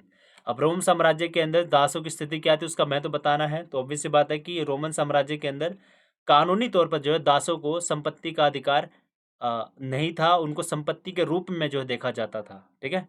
व्यक्तिगत इंडिविजुअल अपने खुद के जो मानव अधिकार होते हैं वो नहीं थे इनके पास। नेचुरल लॉस वगैरह या फिर ह्यूमन राइट्स वगैरह इनके पास नहीं होते थे।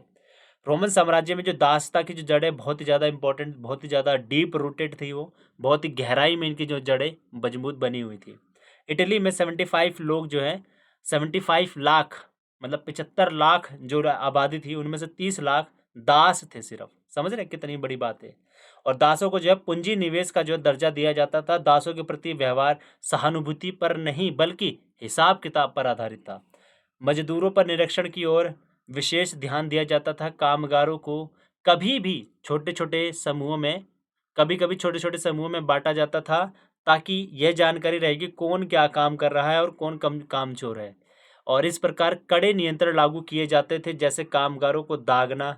आपको मैंने भी बताया था कि कोई इंसान है, अगर वो मेरा दास है तो मैं क्या करूँगा, उसके या पाँव पे या उसके हाथ में जो है ऐसे एक एक होता है ना निशान, टप्पा ठप्प से मार दूंगा, ताकि वो पता चल जाए कि हाँ ये अभिमन्यु का दास है, ऐसे करके। तो ये सब करते थे ये लोग। और ऋण संविदा पर हस्ताक्षर करवाया करते थे, यानी कि आपके पास कर्जा है मेरा तो कर्जा पत्र, इसका शुद्ध हिंदी ये हो जाएगा कर्जा पत्र। इसके ऊपर जो है लोग साइन वगैरह या अंगूठा वगैरह जो करवा लिया करते थे। और जो है फोर्सफुली जो है लोग अपना काम निकलवाया करते थे। ठीक है। और एक और चीज़ देखने को मिली कि क्या, जो मेल दास होता है और जो फीमेल दासी होती है, इन दोनों के बीच में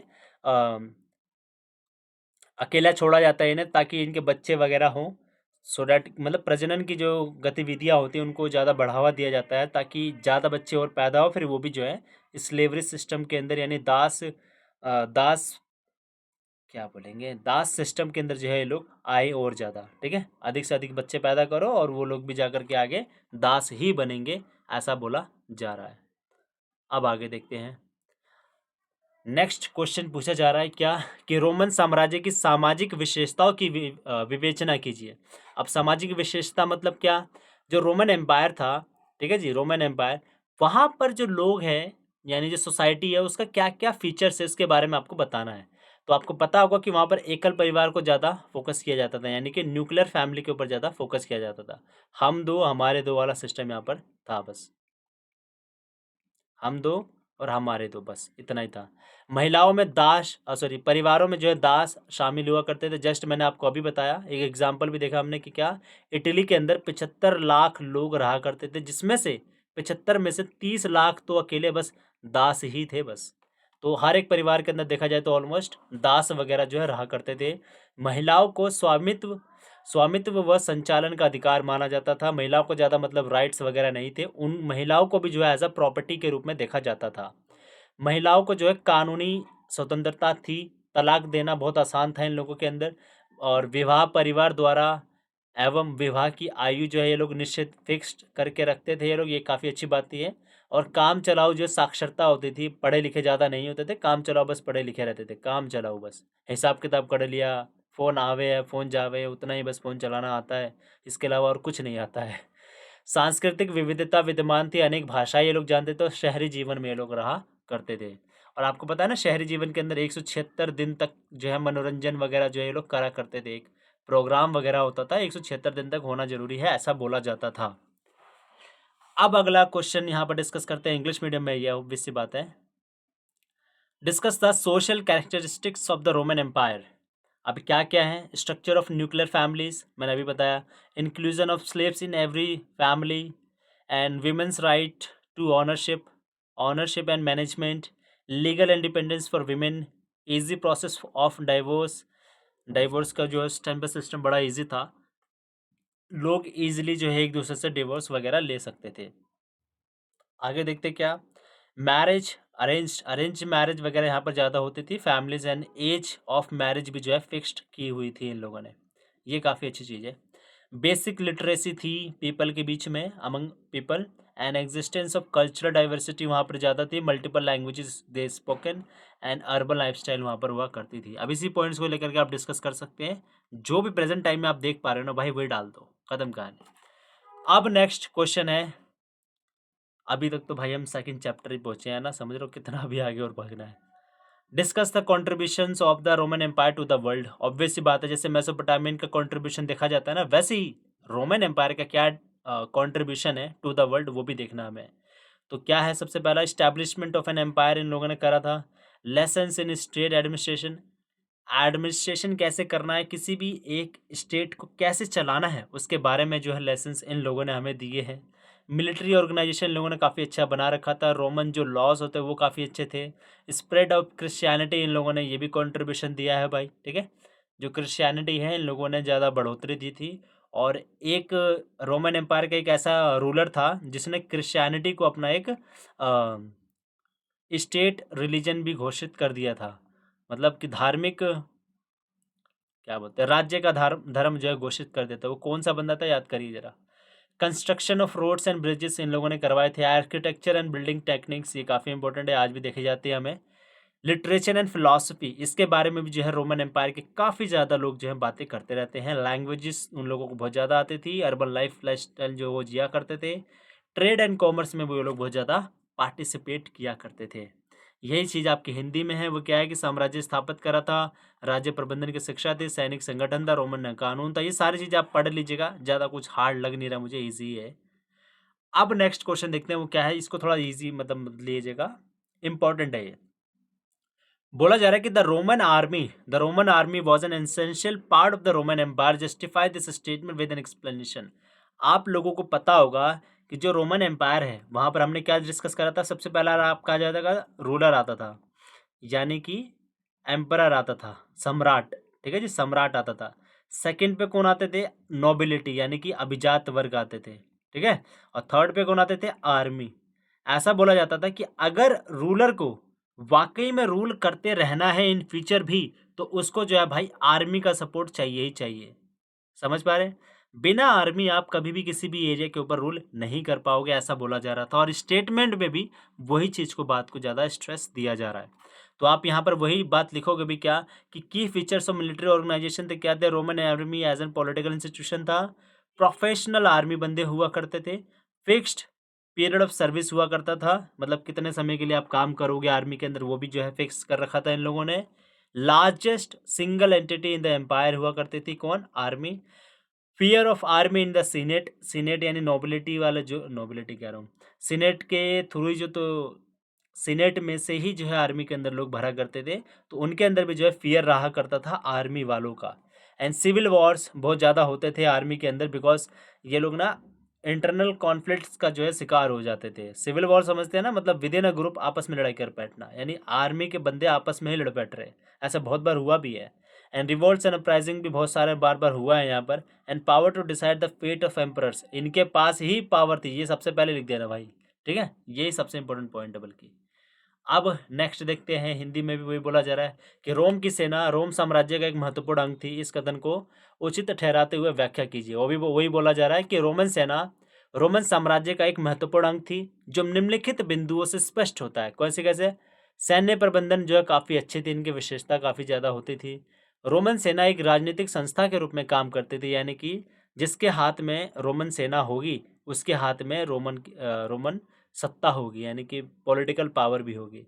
एंड व्यावसायिक सेना होगी, मतलब क्या, बहुत ज़्यादा ये लोग प्रोफेशनल होते थे। किसी को अगर मारना हो जान से, तो भाई गर्दन पे एक हाथी मारेंगे और मर जाएगा बंदा। इतने प्रोफेशनल, इतने हद तक जो है ट्रेंड हुआ करते थे ये लोग।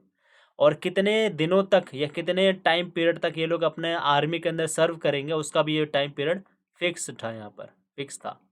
साम्राज्य की सबसे बड़ी इकाई थी ये। सीनेट में सेना का भय हुआ करता था, आंतरिक मतभेद होने पर गृह युद्ध भी हुए हैं, आंदोलन और विद्रोह को दबाने की शक्ति भी इनमें थी, सम्राटों के भाग्यों का निर्माण करने का भी शक्ति इसी रोमन सेना के ऊपर हुआ करती थी।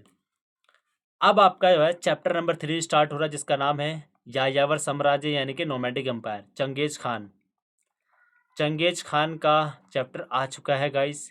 आई होप आप लोगों को इसी का इंतजार था। चलिए देखते हैं आगे। मंगोल एम्पायर कितना बड़ा था, मैंने आपको बता ही दिया था, इतना बड़ा एम्पायर था भाई इसका, है ना। अब आगे देखते हैं। और ये मंगोल एम्पायर, जो ये चंगेज खान है, उसका जो है 4 बच्चे थे, 1 2 और ये 3 4, ठीक है।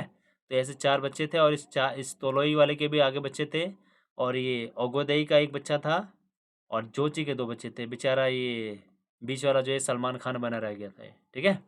तो ये भी याद रखिएगा कि चंगेज खान ने अपने चारों बेटों में से किसको अपना उत्तराधिकारी यानी अपना सक्सेसर जो है अनाउंसमेंट करा था उसने एज ए सक्सेसर, तो वो था ओगोदेई। तो इसका नाम आपको याद रखना है, ओगोदेई। और इसको एक टाइटल भी दिया था खुद चंगेज खान ने, सोच रहे हो, तो एक टाइटल दिया था, उस टाइटल का नाम याद करो, काफ़ी इंपॉर्टेंट टाइटल है वो भी।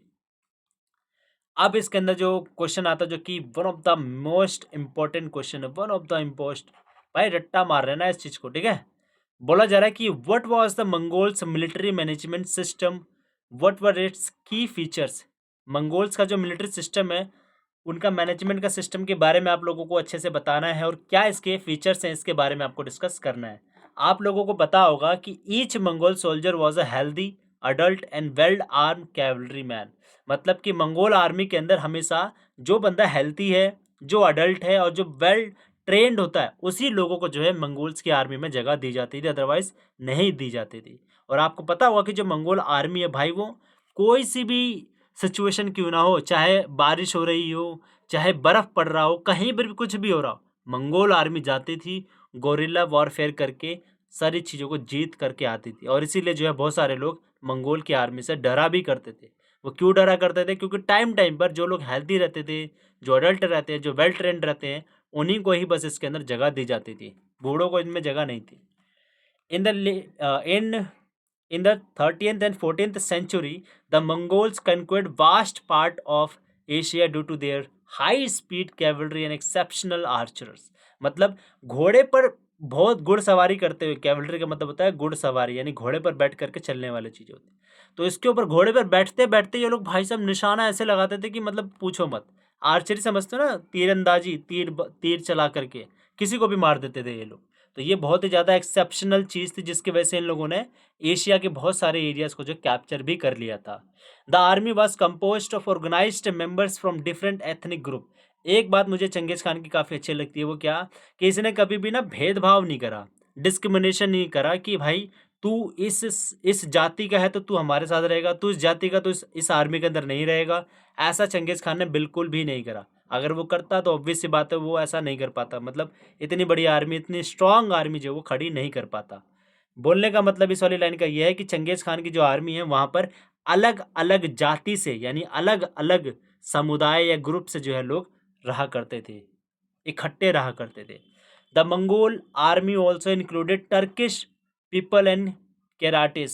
बाहर के लोगों को भी मतलब अपने अंदर रखा उन लोगों ने। Their military was structured based on the ancient decimal system of the steppe region. आपको पता होगा भाई डेसिमल सिस्टम के बारे में, जहाँ पर जो चंगेज़ खान है वो क्या करता है, 10, 100, फिर 1000, फिर 10,000। और सबसे हाईएस्ट जो डेसिमल सिस्टम के अंदर जो उसका मिलिट्री सिस्टम वो कितना है, वो 10,000 का। सबसे लोवेस्ट वाला 10 है। तो इसको आपको अच्छे से याद रखना है, ठीक है। तो डेसिमल सिस्टम के ऊपर जो है इनका मिलिट्री सिस्टम बेस्ड था, ये भी आपको याद रखना है। Mongol tribal groups were divided and reorganized into new military units. The largest unit in the Mongol army consisted approximately 10,000 soldiers. स्वस्थ लोग, वयस्क लोग, मतलब क्वेश्चन यही बोला जा रहा है कि मंगोल के अंदर जो सैनिक प्रबंधन था, पद्धति था, वो क्या थी और उसकी विशेषताओं के बारे में बताइए। तो मंगोल आर्मी यानी जो सेना है वहाँ पर हमेशा स्वस्थ लोगों को जगह दी जाती थी। जो अडल्ट हो चुके यानी वयस्क हो चुके उनको जो है सेना में जगह दी जाती थी, और जो घुड़सवारी में ज़्यादा अच्छे होंगे उनको ज़्यादा दिया जाता था। मंगोल आर्मी यानी मंगोल की जो सेना है उसकी एक खास बात ये थी कि वहाँ पर जो है ना घुड़सवार जो लोग हुआ करते थे, वो लोग भाई घुड़सवारी करते करते भी धनुर्धन भी जो है कर लिया करते थे, यानी तीरंदाजी वगैरह भी कर लिया करते थे। और इस सेना के अंदर भिन्न भिन्न जातियाँ भी संगठित थी, यानी कि सबको इंक्लूड कर रखा था इन लोगों ने, ठीक है। और इन लोगों ने जो है दशमलव प्रणाली के अनुसार जो है चीज़ों को चला रखा था। जैसे कि 10 होता है, फिर आपका 100 हो जाएगा, फिर आपका 1000 हो जाएगा, यानी कि देखिए यहाँ लिख देता हूँ, चलिए यहाँ लिख देता हूँ, 10 हो जाएगा, फिर 100 हो जाएगा, फिर 1000 हो जाएगा, फिर आपका 10,000 हो जाएगा। तो ये आपकी क्या है, ये दशमलव प्रणाली है, यानी कि डेसिमल सिस्टम है। तो इस चीज़ को लेकर के यहाँ पर चंगेज़ खान ने काफ़ी अच्छे से स्ट्रक्चर कर रखा था। और इस दशमलव प्रणाली यानी कि डेसिमल सिस्टम के अंदर सबसे बड़ी जो इकाई है, सबसे बड़ी जो यूनिट है सैनिक की, वो कितनी है, 10,000 सैनिक की। तो ये चीज़ आपको याद रखनी है। अब नेक्स्ट क्वेश्चन पूछा जा रहा है कि why was Changez Khan considered a great ruler.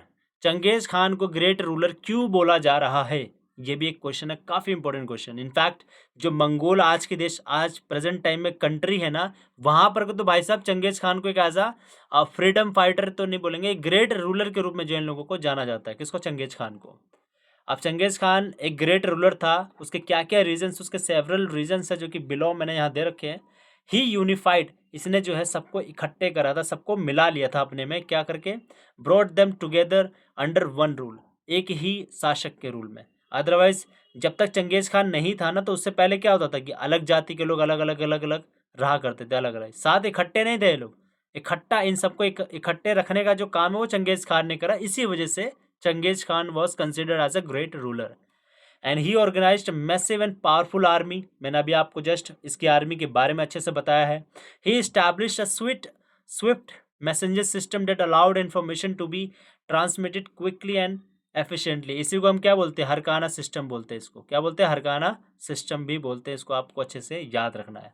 He developed trade routes and revived markets boosting commerce. इसने जो है ट्रेड रूट्स को ज़्यादा रिवाइव करा, उसको बढ़ावा दिया। उसके बाद उसके पास पैसा वगैरह बहुत ज़्यादा आने लग गया था। He created a multi ethnic, multilingual and multi religious society promoting inclusivity. सभी लोगों को इकट्ठे इसने साथ लेकर के चला, जिसकी वजह से वो ट्रांसकॉन्टिनेंटल एम्पायर जो है इकट्ठा कर पाया या बना पाया।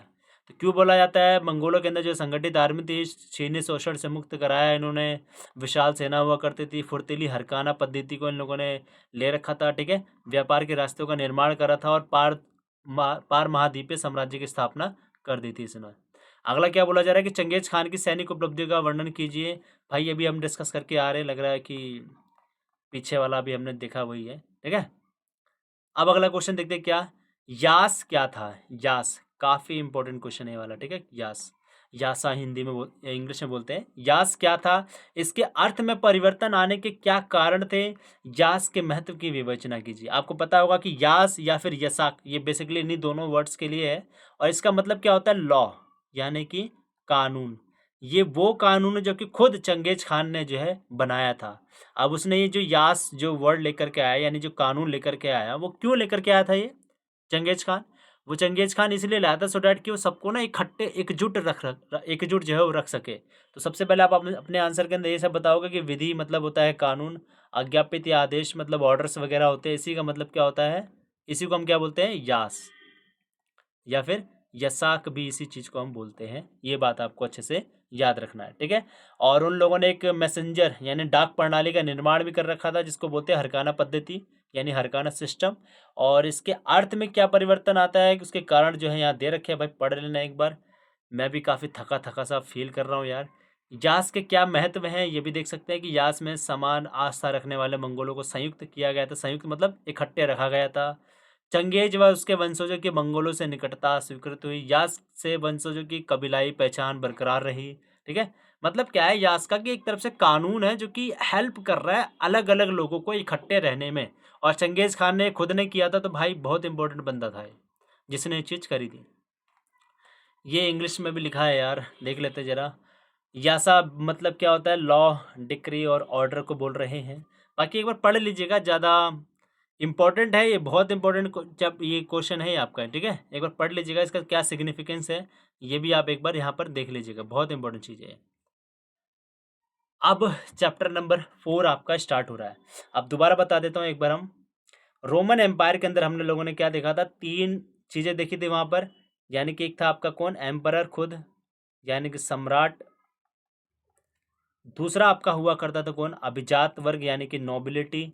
और तीसरा कौन हुआ करते थे, आर्मी यानी कि सेना हुआ करती थी, ठीक है।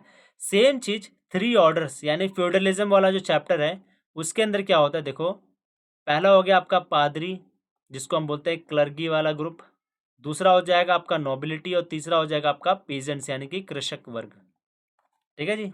तो इसके बारे में आपको अच्छे से याद रखना है, दोनों ही अलग अलग चीज़ें हैं। कई बार लोग कंफ्यूज हो जाते हैं। अब क्वेश्चन क्या पूछा जा रहा है यहाँ पर, क्या बन सकते हैं क्वेश्चन, जो कि काफ़ी इंपॉर्टेंट क्वेश्चन भी है। What was the condition of agricultural serves under feudalism in Europe. Serves का मतलब पता नहीं क्या होता है, स्लेव ही होते हैं ये भी। स्लेव्स का दूसरा नाम समझ लीजिए सर्व्स होते हैं। अब यहाँ पर क्या बोला जा रहा है कि एग्रीकल्चरल सर्व्स के बारे में यहाँ पर जो है डिस्कस किया जा रहा है। एग्रीकल्चरल सर्व्स का मतलब जो जिनके पास खुद की लैंड नहीं होती है, बट वो दूसरे लोगों के लैंड के ऊपर जाकर के काम करते हैं एज अ लेबर, उसको बोलते हैं एग्रीकल्चरल सर्व्स। अब यहाँ पर क्या कंडीशन से देख लेते हैं। The life of serves were harsh even though feudal system was based on agriculture. समाज यानी जो सोसाइटी वो एग्रीकल्चरल बेस्ड था, बट फिर भी जो वहाँ के जो लोग हैं, बहुत सारे लोग जो है एग्रीकल्चरल लेबर्स थे, ठीक है। उनके पास खुद की अपनी ज़मीन नहीं हुआ करती थी। तो they lived in houses made of mud and straw, worked on their lords land, and at least 40 days in a year they have to serve in Lord's army also. they and their family had to work 3 or more days. एक बार पढ़ लेना भाई, काफ़ी चीज़ें लिखी हुई है मैंने यहाँ पर, फेंसेस वगैरह बना देते थे और हाँ ये थोड़ा इंपॉर्टेंट है, इसको थोड़ा पढ़ा देता हूँ मैं. They also paid a tax called taille. याद रखना, जो लैंडलेस लेबर्स होते थे यानी कि एग्रीकल्चरल जो सर्व्स हुआ करते थे, वो लोग एक टैक्स भी दिया करते थे. किसको? किंग को, टैली. और ये कभी भी दिया करते थे, जिसका कोई फिक्स रेट नहीं है, कभी भी दे सकते थे. और ये बेसिकली जो राजा होगा उसके बिलिंग के ऊपर डिपेंड करता था. अगर राजा मांग रहा पैसा तब तो देना पड़ेगा, और अगर नहीं मांग रहा तो भाई नहीं देना, फिर कोई बात नहीं. ऐसा होता था. ठीक है, तो इसको टेली बोलते हैं. ठीक है. Women and children of serfs engaged in spinning thread, weaving cloth, making candles and extracting grape juice for wine. ये सारी चीज़ें करा करते थे. सामंतवाद के अंतर्गत यूरोप में कृषि दास की क्या स्थिति थी, यानी कि कृषि दास वो लोग जिनके पास अपनी खुद की भूमि नहीं होती थी, वो लोग अपने मालिकों की भूमि पर जा कर के वो लोग काम किया करते थे. तो क्या लिखा हुआ? वे मिट्टी तथा घास के बने हुए मकानों में रहा करते थे. उन्हें अपने स्वामी की निजी भूमि पर काम करना पड़ता था और वर्ष में कम से कम 40 दिन सामंत यानी कि लॉर्ड की सेना में जो है काम करना पड़ता था. उन्हें एवं उनके परिवार के सदस्यों को सप्ताह में 3 या उससे कुछ अधिक दिन सामंत की जागीर पर जाकर काम करना पड़ता था. इस श्रम से होने वाले उत्पादन को श्रम अधिशेष कहा जाता था. सरप्लस लेबर भी बोलते हैं इसे. वह मैनर में स्थित सड़कों, पुलों तथा चर्च आदि की मरम्मत करते थे. वह खेतों के आसपास बाड़ बनाते थे. वह जलाने के लिए लकड़ियों एकत्रित करते थे. वे अपने सामंत के लिए पानी भरते थे, अन्न पीसते थे और दुर्ग की मरम्मत किया करते थे. यानी कि जो पैलेस है, उनका जो महल है, उसकी मरम्मत भी यही लोग किया करते थे. वह अपने स्वामी को शत्रु द्वारा बंदी बनाए जाने पर उसे धन देकर छुड़ाते भी थे. कौन? लेबर्स. वह राजा को टेली याद रखना भाई, काफ़ी इंपॉर्टेंट वर्ड है, टेली नामक कर भी दिया करते थे. इस कर की कोई निश्चित दर नहीं थी, यानी कोई भी रेट फिक्स नहीं है, और यह राजा की इच्छा पर निर्भर करता था. कृषक दास की स्त्रियां एवं बच्चे सूत काटने यानी कपड़ा वगैरह हो जाता है, वस्त्र बुनने, मोमबत्ती बनाने और मदिरा के लिए अंगूरों का रस निकालने का काम करते थे. अब अगला क्वेश्चन पूछा जा रहा है कि what kind of life did Christian Monks lead in medieval European monasteries. Monasteries किस वर्ड से मिला भाई? मोनोस वर्ड से मिलकर के बना हुआ है, जिसका मतलब क्या होता है? जो अकेला रहता हो. ठीक है. They lived in monasteries, they had to follow strict and specific rules. ठीक है. They lived far away from general population. एक क्वेश्चन में देखा था, पूछा जा रहा था कि जो जनरल पॉपुलेशन होती है, जो आम जनता होती है, उससे बहुत दूर जा कर के कौन से लोग रहा करते थे और कहाँ रहते थे? तो मोनेस्ट्रीज के अंदर रहा करते थे. और कौन? मॉन्क्स वगैरह जो है वो रहा करते थे. मॉन्क्स टुक अ वो मतलब होता है शपथ वगैरह या कसम खा लेना. To spend their entire lifes in the abbey. Abbey क्या होता है? एक तरफ से इसको मठ को ही बोला जा रहा है एबी, यानी कि मोनेस्ट्रीज को ही लेके एबी बोला जा रहा है. और एबी वर्ड एक जगह और देखा था जिसका मतलब था क्या? अब्बा. अब्बा का मतलब फादर बोला जाता था, father. Dedicating their time to prayer, study and physical labour as a farming. Both men and women could become monks. Men were called monks and women were called nuns. इसको याद रखना है भाई. ठीक है. मॉन्क्स किसको बोलते हैं हम? मेल वाले वर्जन को बोलते हैं, फीमेल वाले वर्जन को हम नन बोलते हैं. क्या मुझे आप बता सकते हैं, जो पॉप होते हैं यानी जो कैथोलिक चर्च हुआ करता था, वहाँ पर जो पुजारी को जो पॉप कहते हैं हम लोग, क्या उनका कोई फीमेल वर्जन होता था? तो आंसर इज नो. उनका कोई भी फीमेल वर्जन नहीं होता था. चर्च में ये बोला जाता था कि जो महिलाएं होती हैं, जो फीमेल होती है, उनके पास इतनी रीजनिंग एबिलिटी नहीं होती कि वो चर्च की पॉप बन सके. ठीक है. तो ये उस टाइम पर बोली जाती थी ये बातें. There were separate abbeys for man and women. दोनों के लिए अलग अलग मठ वगैरह जो है रहा करते थे. मोनेस्ट्रीज अलग अलग रहा करते थे. किसके लिए? मैन और वीमेन दोनों के लिए अलग अलग रहेंगे दोनों. Like priest, monks and nuns were not allowed to marry. They traveled from place to place preaching to people and surviving on donations. ये लोग भिक्षा वगैरह लेकर के अपना जीवन वगैरह काटा करते थे. मध्यकालीन यूरोप के मठों में ईसाई भिक्षु कैसा जीवन बिताते थे? वही बात है, ये मठों में रहा करते थे। निश्चित और विशेष नियमों का पालन करना होता था इन्हें। ये आम आबादी से बहुत दूर रहते थे। कहाँ पर रहते थे? मठों के अंदर रहते थे, यानी जिसको हम इंग्लिश में मोनेस्ट्रीज कह रहे हैं। भिक्षु अपना सारा जीवन आबे में रहने और समय प्रार्थना करने, अध्ययन और कृषि जैसे शारीरिक श्रम में लगाने का व्रत लेता था। भिक्षु की जिंदगी पुरुष और स्त्रियां दोनों ही अपना सकते थे। ऐसे में पुरुषों को मोंक यानी कि ये भिक्षु कहा जाता था, और स्त्रियों को नन यानी कि भिक्षुणी भी कहा जाता था। पुरुषों और महिलाओं के लिए अलग अलग आबे हुआ करते थे। पादरियों की तरह भिक्षु और भिक्षुणियां भी विवाह नहीं कर सकती थी, यानी कि जो मॉन्क्स, जो प्रिस्ट होते हैं, पॉप वगैरह, वो लोग भी शादी वगैरह नहीं करते थे। इनफैक्ट उनके अंदर तो फीमेल वर्जन ऑफ पॉप हुआ ही नहीं करता था। समझ रहे? चर्च के अंदर महिला पुजारी नहीं हो सकती थी, जिसे हम पॉप कहते हैं, ठीक है? वो हमेशा मेल ही रहेगा। वे एक स्थान से दूसरे स्थान पर घूम घूम कर लोगों को उपदेश देते और दान से अपनी जीविका चलाते थे। तो इसके बारे में आपको याद रखना है।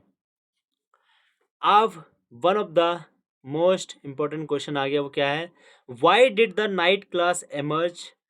Provide a brief overview of the relationship between lords and knights. देखिए, बताया क्या जा रहा है कि जो नाइट्स है वो क्यों एमर्ज होते हैं, उसका रीजन क्या है? During the 9th century, frequent local wars took place in Europe. In these wars, peasants participated as soldiers, but they were neither sufficient nor skilled in warfare. उनके अंदर इतनी ज़्यादा क्षमता नहीं थी, इतनी ज़्यादा उन लोगों को क्या बोलते हैं, स्किल्ड ले वो नहीं थे ये लोग, आर्मी वाले पर्सन्स, जिसके वजह से वो बार बार युद्ध को जीत जाएं। This created the need for a well-trained cavalry force, leading to emergence of a new class called knights. ये बेसिकली हॉर्स वगैरह होते हैं ना, उनके ऊपर राइड करते हुए भाई साहब इतनी तगड़ी तरीके से तीरंदाजी वगैरह सब किया करते थे ये लोग, ठीक है? तो इसकी वजह से जो है फ्यूडलिज्म वाला है, रोमन एम्पायर वाला तो अलग था, और ये चंगेज खान वाला जो कैवलरी सिस्टम था वो अलग था, ठीक है? उनका मिलिट्री सिस्टम के अंदर ये पॉइंट था कैवलरी वाला, लेकिन ये जो है ना फ्यूडलिज्म वाला, वहाँ पर भी एक अलग से ग्रुप निकल करके आना स्टार्ट हो जाता है। तो इस चीज़ को आपको अच्छे से याद रखना है। ये जो नाइट्स है ना, नोबिलिटी के अंदर ही आते हैं निकल करके। ओके, आप देखते हैं कि क्या रिलेशनशिप है इनके बीच में। Relationship between lords and knights in Europe, knights were connected to lords in the same way that lords were connected to the king. A lord, feudal noble, granted a portion of land to knight known as fief. इस फिफ word को याद रखना भाई, काफी important word है ये फिफ, ठीक है? क्या है फिफ? जो भी नाइट लोग जो है अपने लॉर्ड्स को प्रोटेक्शन वगैरह देंगे, तो उसके अगेंस्ट में वो लोग एक तरीके से समझ लीजिए टैक्स वगैरह जो है वो लिया करते थे, किससे? लॉर्ड से, जिनके पास बहुत सारा ऑलरेडी जो है लैंड वगैरह है। तो वो लोग लैंड जो देते थे, उसी लैंड के पोर्शन को ही हम क्या बोलते हैं? फिफ। ये आपको याद रखना है। In exchange for military service and protection, the uh fief included the knight's residence, a windmill and wine press, wine वगैरह समझ रहे हैं, दारू और शराब वगैरह भी थी वहाँ पर। A church, housing for people depended on the knights. तो ये सारी चीज़ें वहाँ पर रहा करती थी। और ये हिंदी में लिख रखा है भाई कि नाइट वर्ग का उदय क्यों हुआ, लॉर्ड और नाइट के आपसी संबंधों की संक्षिप्त जानकारी दीजिए। तो आपको बताया दिया कि 9वीं शताब्दी के दौरान क्या होता था कि यूरोप के अंदर बहुत बार युद्ध वगैरह हुआ करते थे, और युद्ध होते थे तो उस टाइम पर जो लॉर्ड्स वगैरह हैं वो लोग क्या करते थे, किसानों को जो है ना एज अ अपनी सेना के अंदर भर्ती कर लेते थे। बट फिर भी जो सेना के अंदर किसान लोग हैं वो अच्छे से लड़ नहीं पाते थे, क्योंकि उनके अंदर कुशलता नहीं थी भाई, वो तो खेती वगैरह करते हैं, वो लड़ाई में क्या ही दक्षता हासिल करेंगे। इसलिए जो है कुशल घुड़सवार की जो है अश्वसेना की जो है आवश्यकता महसूस हुई, और उसके बाद नाइट वर्ग का उदय होता है। नाइट वर्ग का मतलब ही क्या होता है? अश्वसेना, कुशल घुड़सवार अश्वसेना होती है, नाइट को बोलते हैं। इस आवश्यकता ने एक नए वर्ग को जन्म दिया जिसका नाम था कुशल घुड़सवार अश्वसेना, ठीक है? इसी को हम नाइट्स कहलाते हैं। और नाइट्स और लॉर्ड के बीच में क्या संबंध है, इसके बारे में अगर देखना हो तो देख लीजिए यहाँ पर, ठीक है? बस इतना याद रखिएगा कि जो लॉर्ड होते हैं ना, जो लोग नाइट होते थे, वो लोग जो है प्रोटेक्शन यानी सिक्योरिटी देते थे, किसको? लॉर्ड को, जिसके पास ज़्यादा जमीन के टुकड़े बहुत ज़्यादा हुआ करते थे। तो लॉर्ड क्या करता था, बदले में अपने प्रोटेक्शन, अपनी सिक्योरिटी के बदले में, अपनी सुरक्षा के बदले में नाइट वाले लोगों को फिफ नाम करके एक भूमि का टुकड़ा जो है वो दे दिया करता था। तो ये बात आपको अच्छे से याद रखनी है, काफ़ी इंपॉर्टेंट चीज़ है। अब हम स्टार्ट करने वाले हैं चैप्टर नंबर 5। अगर आप अभी तक बने हुए हैं तो बरकरार रहिए भाई, है ना? मैं भी तो बोले जा रहा हूँ ना यार, किसी न किसी तरीके से आप भी पढ़िए, ये तो सब आप ही के लोग के लिए कर रहे हैं हम। आगे देखिए क्या लिखा हुआ है, द चेंजिंग कल्चरल ट्रेडिशन, बदलती हुई सांस्कृतिक परंपरा। अब यहाँ से जो आपके ना 5वां 6वां और 7वां ये चैप्टर बड़े जल्दी अब समाप्त होने वाले हैं, बिकॉज ज़्यादा कुछ है नहीं इसमें, बताऊंगा मैं आप कैसे। What were the 4 main causes of the renaissance. Renaissance आपको पता होगा इसको क्या बोलते हैं हिंदी में, पुनर्जागरण। ठीक है जी, पुनर्जागरण। पुनर्जागरण का मतलब क्या होता है कि पहले जो चीज़ आपको पता थी उस चीज़ों को तोड़ करके आप आगे बढ़ गए। मतलब पहले जैसे चर्च वगैरह लोग थे, वो लोग क्या बोलते थे कि जो सन है, वो जो सूरज है, वो पृथ्वी के चारों ओर चक्कर लगाता, जबकि ये बात गलत थी, है ना। तो जब इस बात को आप गलत ठहरा करके आगे बढ़ोगे तो इसी को बोलते हैं कि पुनर्जागरण हो गया, आपकी बुद्धि में विकास हो गया। ठीक है, तो ये बोला जा रहा है कि पुनर्जागरण आने की क्या क्या कारण थे मेन, वो बताइए। तो उसका सबसे पहला कारण बोला जाता है कि growth of trade and cities. जैसे जैसे ट्रेड वगैरह व्यापार वगैरह हुआ तो हम दूसरे लोगों से मिलना स्टार्ट करें, और वहाँ से हमें पता चला कि भाई जो चर्च लोग हैं वो गलत चीज़ें बोल रहे हैं।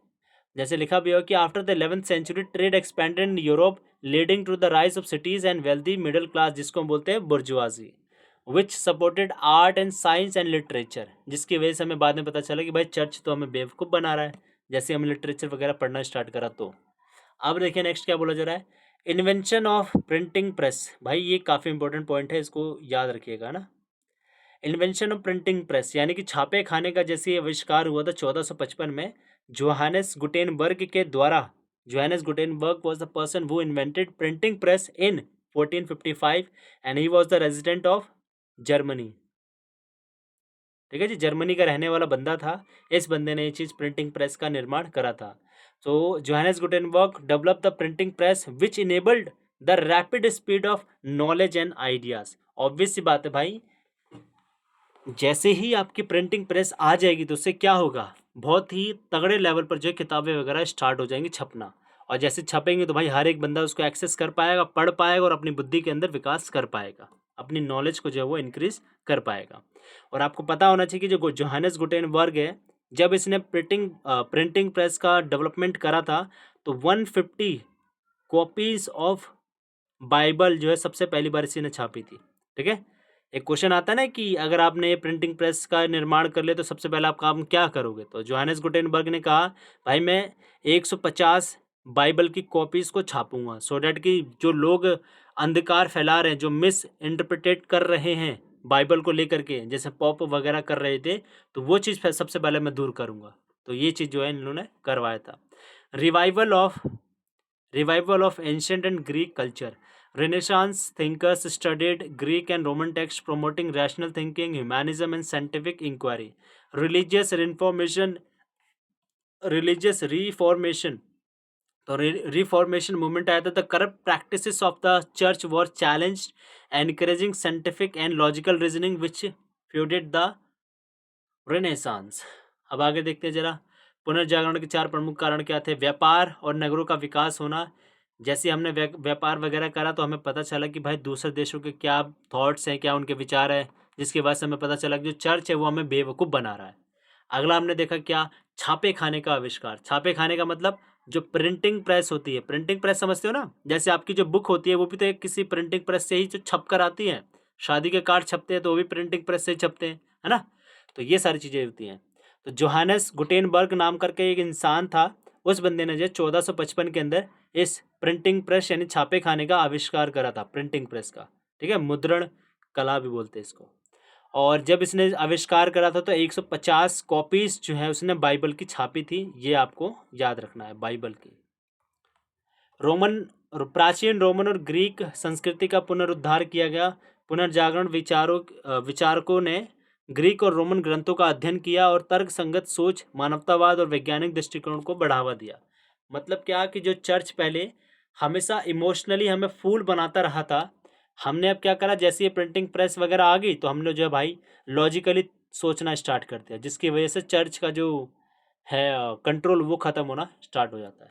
ये चौथा पढ़ लेना, धार्मिक सुधार आंदोलन हुआ था ये। अगला क्वेश्चन पूछा जा रहा है कि मानवतावादी विचारों के क्या लक्षण हैं, what are the features of humanism. ठीक है, ह्यूमैनिज्म देखिए जैसे लिखा है ना, किसी भी वर्ड के पीछे, मैंने आपको बहुत बार बताया कि किसी भी वर्ड के पीछे अगर वाद वर्ड आ जाए या इज़म वर्ड आ जाए तो उसका मतलब क्या होता है, एक विचार होता है, एक आइडिया होता है। तो यहाँ पर मानवतावादी लिखा हो तो मतलब क्या, मानव को रखा गया बीच में। बोलते हैं ना कि तू इंसानियत के नाते सोचो यार, इस बच्चे को कुछ तो दे दो खाने पीने के लिए, यानी कि शैतान मत बनो, शैतान का उल्टा मानवतावादी, ऐसा कुछ करके। तो मनुष्य को जो हमेशा केंद्र में रखा जाता है। पढ़ लीजिएगा एक बार, है ना, मेरे हिसाब से नहीं लग रहा ज़्यादा हार्ड होगा ये, बट हाँ ये काफ़ी इंपॉर्टेंट क्वेश्चन है ये, ना, ये इंपॉर्टेंट क्वेश्चन है, ये भी याद रखिएगा। इंग्लिश में भी मैंने ये दे दिया है, इसको एक बार पढ़ लीजिएगा, ठीक है। अगला देखते हैं क्या, describe the main objectives of the religious reform movements. भाई रिलीजियस रिफॉर्म मूवमेंट्स हुआ था, यानी कि धार्मिक सुधार आंदोलन हुआ था, जहाँ पर मार्टिन लूथर था, जिस बंदे ने कैथोलिक जो चर्च हुआ करता था, उनकी जो हेजेमनी हुआ करती थी, उनका जो बोलबाला हुआ करता था, उसको उसने जो है चैलेंज किया था। तो यहाँ पर यही बताया जा रहा है कि जो ऑब्जेक्टिव्स है, मेन ऑब्जेक्टिव्स है किसके, रिलीजियस रिफॉर्म मूवमेंट्स के, उसके ऑब्जेक्टिव्स हमें बताओ। तो उसका मेन ऑब्जेक्टिव तो यही था भाई कि ऑपोजिशन टू चर्च करप्शन, है ना, लिखा है यहाँ पर, देख लेते हैं, शुरू से बता देता हूँ। The Reformation was a religious reform movement that began in 16th century against the corrupt practices of the church. Its main objectives were opposition to church corruption, particularly against the sale of indulgences. ये काफ़ी important चीज़ें हैं। वो क्या होती है इंडल्जेंसेस? ये basically आपका पाप मोचन पत्र हुआ करता था। मतलब ये एक तरफ से लेटर वगैरह हुआ करता था, जो कि चर्च वाले लोग इनको बेचा करते थे लोगों को, कि अगर अपने पापों को धोना चाहते हो तो इस पत्र को ले लो, आपके पाप सारे धुल जाएंगे, ऐसा करके ये लोग बोला करते थे। Making religious text accessible, translating the Bible into local languages for the common people, जिसकी वजह से क्या होता है कि बहुत सारे लोग जो है बाइबल को पढ़ना स्टार्ट कर देते हैं और वो अपने हिसाब से बाइबल को इंटरप्रिटेट करना स्टार्ट कर देते हैं। री इंटरप्रिटेशन ऑफ क्रिश्चियनिटी, जैसे ये सब चीज़ें होती है तो भाई क्रिश्चियनिटी को दोबारा से फॉर्म किया जाता है और अच्छी अच्छी बातें जो है इसके अंदर अब रखी जाती है। Reducing the influence of the Catholic church, जो कैथोलिक चर्च हुआ करता है जिसका इन्फ्लुएंस बहुत ज़्यादा था पहले, उसको अब बहुत ही कम कर दिया जाता है। अब देखते हैं हिंदी में भाई, चर्च की भ्रष्ट प्रथाओं का विरोध किया गया, जो कि पाप मोचन पत्र जो थे उसका विरोध किया गया था। धार्मिक ग्रंथों को आम जनता के लिए उपलब्ध करवाया गया था। ईसाई धर्म का पुनर्व्याख्या किया गया था। कैथोलिक चर्च के प्रभाव को कम किया गया था। इसको पढ़ लीजिएगा। यही जो है चारों धर्म सुधार आंदोलन के मुख्य उद्देश्य हुआ करते थे। अब नेक्स्ट क्वेश्चन देखते हैं क्या, काफ़ी इंपॉर्टेंट क्वेश्चन है, 3 मार्क्स में आ सकता है। 3 मार्क्स के अंदर बोला जा रहा है कि वो was Martin Luther, why did he protest against the pop. आपको पता होगा कि पॉप कौन होते हैं, एक तरफ से पुजारी होते हैं, जैसे मंदिर के अंदर एक पुजारी होता है, वैसे ही चर्च के अंदर एक पॉप होता है जो कि पुजारी का काम करते हैं। ओके, तो Martin Luther was a 16th century German religious reformer who oppose the corruption of the Catholic Church. और स्पेशली क्या करा उसने, चर्च का जो मेल प्रैक्टिसेस होता है उसको जो है उसने जो है एक्सपोज करा था बाय राइटिंग 95 पेपर्स। थीसिस का मतलब समझ लीजिए कुछ पेपर वगैरह इसने लिखा होगा। तो 1517 के अंदर जो है उसने 95 थीसिस लिखी थी, so that he can expose the church malpractices. Okay, he strongly oppose the sale of indulgences. ये क्या था, ये पाप मोचन पत्र, मतलब कि आप अगर इसको खरीद लोगे तो आपके सारे पाप धुल जाएंगे, ऐसा करके बोला जा रहा था। which the church sold in exchange for the forgiveness of sins. He emphasized that salvation is possible only through God's grace and faith, not through church. किसने बोली ये बात? ये मार्टिन लूथर ने बोली, ना कि चर्च वाले बंदे बोल रहे हैं। His ideas led to the rise of Protestant Christianity, bringing major religious reform changes in Europe. Protestant Christianity जो है वो आती है किसकी वजह से? मार्टिन लूथर की वजह से। एक बार पढ़ लीजिएगा जी, काफ़ी इजी हैं सारे के सारे। ये है काफ़ी इंपॉर्टेंट क्वेश्चन, 3 मार्क्स के अंदर ये भी आता है बहुत बार। कोपरनिकस क्रांति क्या थी? तो मैंने बस इसका ना कोपरनिकस के बारे में बस एक ही बात याद रखना, वो क्या कि बीच में होता है सन, बीच में होता है सन, और सन के चारों तरफ जो है जो अर्थ होता है, बाकी जितने भी प्लैनेट्स होते हैं वो लोग जो है चक्कर लगाते हैं। लेकिन पहले के ज़माने में जो चर्च है ना, चर्च ने क्या कहा था कि जो सूरज है, सूरज, ये मान लीजिए हमारा अर्थ है, ये अर्थ, तो चर्च के अकॉर्डिंग कि अर्थ के चारों ओर चक्कर कौन लगा रहा है? सूरज, यानी सन लगा रहा है चारों तरफ तक चक्कर, जो कि गलत बात है ये, समझ रहे हैं। और इसी को दोबारा से रिफ्रेश किसने करा था, दोबारा से इस चीज़ को करेक्ट किसने करा था, वो किया था कोपरनिकस ने। और इसी चीज़ को हम कोपरनिकस रेवोल्यूशन या कोपरनिकस क्रांति भी बोल देते हैं। तो इसके बारे में आपको याद रखना है। निकोलस कोपरनिकस के द्वारा जो है ये सूर्य केंद्रित सिद्धांत जो है जोड़ा गया था। इन्होंने बताया सारी चीज़ें, तो इसके बारे में आई होप आपको पहले से पता भी होगा और इसके बारे में एक बार पढ़ भी लीजिएगा, लिख रखा है। ठीक है, आगे देखते हैं आप। पुरुष प्रधान समाज में महिलाओं को उचित स्थान कैसे मिल सकता है? काफ़ी इंपॉर्टेंट क्वेश्चन है भाई, काफ़ी इंपॉर्टेंट क्वेश्चन है। क्योंकि जब कभी भी किसी भी चैप्टर के अंदर महिलाओं यानी फीमेल के रोल के रिगार्डिंग क्वेश्चन आता है, तो भाई एग्जाम के अंदर आने के बहुत ज़्यादा चांसेस बढ़ जाते हैं ऐसे क्वेश्चंस के। तो आपसे फिलहाल अभी के लिए तो ये पूछा जा रहा है कि किसी भी सोसाइटी के अंदर जहाँ पर पुरुष प्रधान होता है, जहाँ पर पेट्रियार्की सिस्टम ज़्यादा, मेल डोमिनेंस ज़्यादा होता है, उसको सुधारने के लिए आप क्या करोगे? तो सबसे पहले क्या करोगे? एजुकेशन दो लोगों को। जैसे आप महिलाओं को एजुकेशन दोगे तो वो लोग बढ़ेंगे आगे। समान अधिकार दो, सामाजिक जागरूकता करो, यानी कि सोसाइटी के अंदर एक जो है ना जागरूकता लेकर के आओ। जागरूकता समझते हो ना, अवेयरनेस लेकर के आना। राजनीतिक भागीदारी करवाओ। इसकी वजह से जो है पुरुष प्रधान समाज के अंदर जो है इक्वालिटी वगैरह जो है आना स्टार्ट हो जाएगी, महिलाओं को भी अच्छे से राइट्स वगैरह मिलना स्टार्ट हो जाएगा। और ये सेम चीज़ आपका ये इंग्लिश मीडियम में भी एक बार पढ़ लीजिएगा। ठीक है, spread of education, okay, spread of education वगैरह हो गया, इक्वल राइट्स एंड लॉस हो गया, सोशल अवेयरनेस हो गया, पॉलिटिकल पार्टिसिपेशन हो गया, ये सारी चीज़ें यहाँ पर हैं। अब अगला क्वेश्चन क्या पूछा जा रहा है कि मध्यकालीन यूरोप में महिलाओं की भूमिका का वर्णन कीजिए। मध्यकालीन यूरोप याद आ रहा है, 5वीं से लेकर के 15वीं शताब्दी तक को बोला जा रहा है, यानी सेंचुरी को बोला जाता था। तो महिलाओं को कारोबार, इसको एक बार पढ़ लीजिएगा, ज़्यादा हार्ड नहीं है, बट हाँ ये काफ़ी इंपॉर्टेंट क्वेश्चन है, अभी बता रहा हूँ मैं आपको। ठीक है, ये इंपॉर्टेंट क्वेश्चन है। महिलाओं को कारोबार में परामर्श आदि देने का अधिकार नहीं था। परामर्श देने का मतलब सजेशन वगैरह, सलाह सुझाव वगैरह आप नहीं दे सकते, ऐसा बोला जा रहा है। दहेज का प्रबंधन ना होने के कारण लड़कियों को जो है भिक्षुणी बना दिया जाता था। भिक्षुणी इंग्लिश में क्या बोलेंगे इन्हें? नन वगैरह जो इनको बना दिया जाता था, नन। सार्वजनिक जीवन में महिलाओं की भागीदारी जो है कम हुआ करती थी। व्यापारी व्यापारी परिवारों में महिलाओं को दुकानों को चलाने का अधिकार था। कुछ महिलाओं ने बौद्धिक रूप से रचनात्मक कार्य किए, जैसे कि इसका नाम देख लीजिए, जो कि यूनानी लैटिनी भाषा की विद्वान थी ये। तो बहुत सारी जो महिलाएं वो आगे चल करके आती है, वो बहुत ही ज़्यादा एक्सेप्शनल काम भी कर जाती है, बहुत ही अद्वितीय काम भी जो वो लोग कर जाते हैं, काफ़ी अच्छे काम कर जाते हैं। तो इनका ये नाम है, याद रख सकते हो आप। और मंटुआ की मार्चिसा इसाबेला दी इस्ते, जिन्होंने अपने पति की अनुपस्थिति में पूरा का पूरा एक राज्य यानी कि एक स्टेट, एक देश जो है अच्छे से चलाया था। तो ये कुछ एग्जाम्पल्स है जिसके बारे में आप देख सकते हैं, और ये इंग्लिश में भी लिखा हुआ है, एक बार पढ़ लीजिएगा कि क्या रोल है विमेन का। अब हमारा आता है chapter number 6, displacing indigenous people. Indigenous people, indigenous कह रहा हूँ, डिस्प्लेसिंग इंडिजीनियस पीपल यानी कि मूल निवासियों का विस्थापन। इसके अंदर आई गेस मैंने एक ही क्वेश्चन लिया हुआ है, हाँ। और ये भाई इस चैप्टर का सबसे मोस्ट इंपॉर्टेंट क्वेश्चन है, सबसे मोस्ट इंपॉर्टेंट। और अगर आपके पास अभी भी थोड़ा बहुत टाइम बचे तो भाई मैं तो कह रहा हूँ कि सपोर्टिंग मटेरियल होता है ना, उसको निकालो और पीछे के जो 2-3 चैप्टर उसको पढ़ लो। ठीक है, क्योंकि वहाँ पर ना सारे के सारे 3 मार्क्स के क्वेश्चन बन सकते हैं, देखा है मैंने। बट जो मेन क्वेश्चन है वो ये वाला है इसका।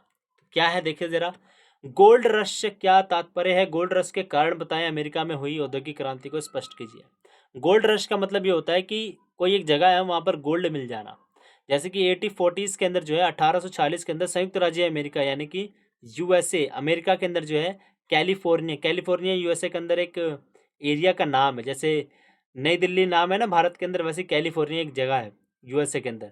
तो वहाँ पर क्या होता है कि सोने के जो है ना कुछ साक्ष्य वगैरह हमें मिलना स्टार्ट हो जाता है, जिसकी वजह से बाहर के यूरोप के बहुत सारे जो देश हैं वो यहाँ पर आना स्टार्ट कर जाते हैं। और जैसे ही वो लोग आना स्टार्ट करेंगे तो भाई साहब अब क्या होगा, अमेरिका के अंदर अब उद्योग यानी कि इंडस्ट्रियल जो है रेवोल्यूशन आना स्टार्ट हो जाएगा अब। ठीक है जी, कैसे आएगा देखे जरा। गोल्ड रश के कारण पूरे अमेरिकी महाद्वीप में रेलवे लाइनें वगैरह बिछानी स्टार्ट हो जाती है। हजारों की संख्या में जो चीन से जो है चीप लेबर्स यानी कि जो सस्ते जो श्रमिक होते हैं उनको बुलाया जाता है, मजदूरों को जो है सस्ते रुपए में बुलाया जाता है। रेलवे के साज समाज बनाने के लिए उद्योग का विकास किया जाता है। बड़े पैमाने पर कृषि करने वाले यंत्रों, जैसे आपका खुरपी हो गया, ट्रैक्टर हो गए, बहुत सारे जो चीज़ें हैं वो कृषि जिसमें यंत्रों का उपयोग होता है उनका निर्माण करना स्टार्ट हो गया। और संयुक्त राज्य अमेरिका और कनाडा में औद्योगिक नगरों का विकास होना शुरू हो जाता है। ऐसे ही आपका ये इंग्लिश में भी लिखा है कि what is meant by gold rush, explain the industrial growth in America due to the gold rush. तो भाई गोल्ड रश बताई दिया मैंने आपको, 1840s के अंदर जो है गोल्ड के ट्रेसेस मिलते हैं। कहाँ पर? कैलिफोर्निया, जो कि यूनाइटेड स्टेट्स ऑफ अमेरिका की एक जगह का नाम है। जैसे इंडिया के अंदर दिल्ली होता है, वैसे ही आपका यूनाइटेड स्टेट्स के अंदर कैलिफोर्निया टाइप का एक जगह का नाम है। So this was named the gold rush. It was associated with the official term referring to the arrival of thousands of Europeans in the America. यानी कि जैसे ही गोल्ड के ट्रेसेस हमें मिलते हैं कैलिफोर्निया के अंदर, यूएसए के अंदर, तो बाहर यूरोप की कंट्रीज से बहुत सारे लोग जो है अमेरिका के अंदर अब आना स्टार्ट कर जाते हैं, सो डैट कि उनका जो फॉर्च्यून है वो बहुत ही अच्छे तरीके से बढ़ जाए और बहुत ज़्यादा अमीर हो जाए। अब इसकी वजह से क्या होगा?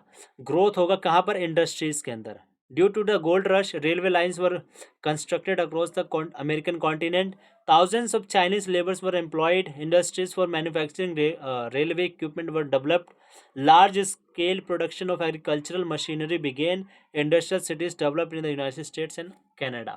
तो ये सारी चीज़ें होना स्टार्ट हो जाती है। अब आता है आपका लास्ट चैप्टर।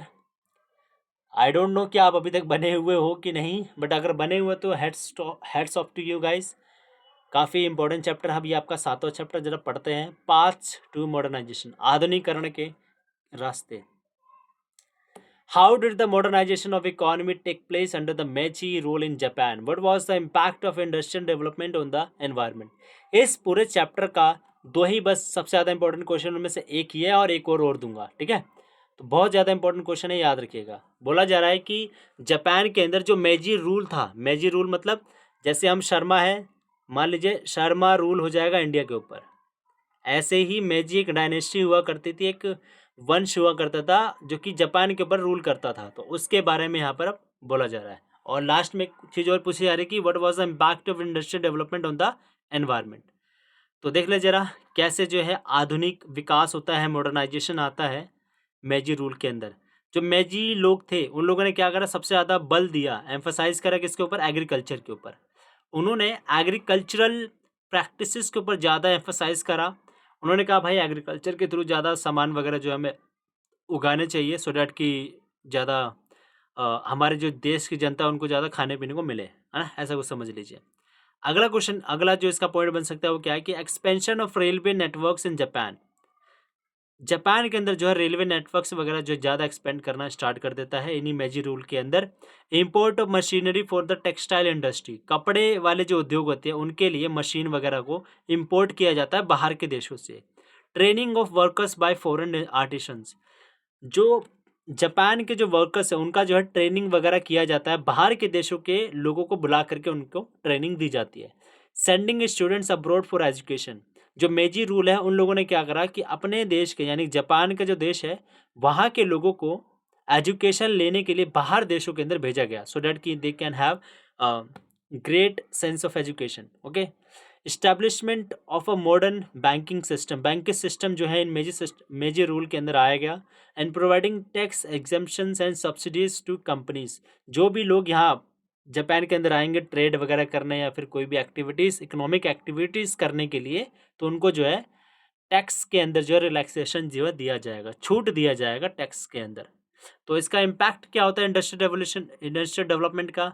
देखिए कभी भी कहीं भी कभी भी पूछ लिया जाए ना कि इंडस्ट्रियल डेवलपमेंट का इम्पैक्ट बताओ, तो ऑब्वियस सी बात है एनवायरनमेंट के ऊपर जो इसका नेगेटिव इम्पैक्ट ही पड़ता है। ठीक है जी, नेगेटिव इम्पैक्ट ही इसका पड़ेगा। तो destructive impact on environment due the demand for natural resources like wood. Increase in air and water pollution, pollution बहुत ज़्यादा हो जाता है भाई वाटर एंड एयर का due to industrialisation. Decline in agricultural production leading to migration of people to cities.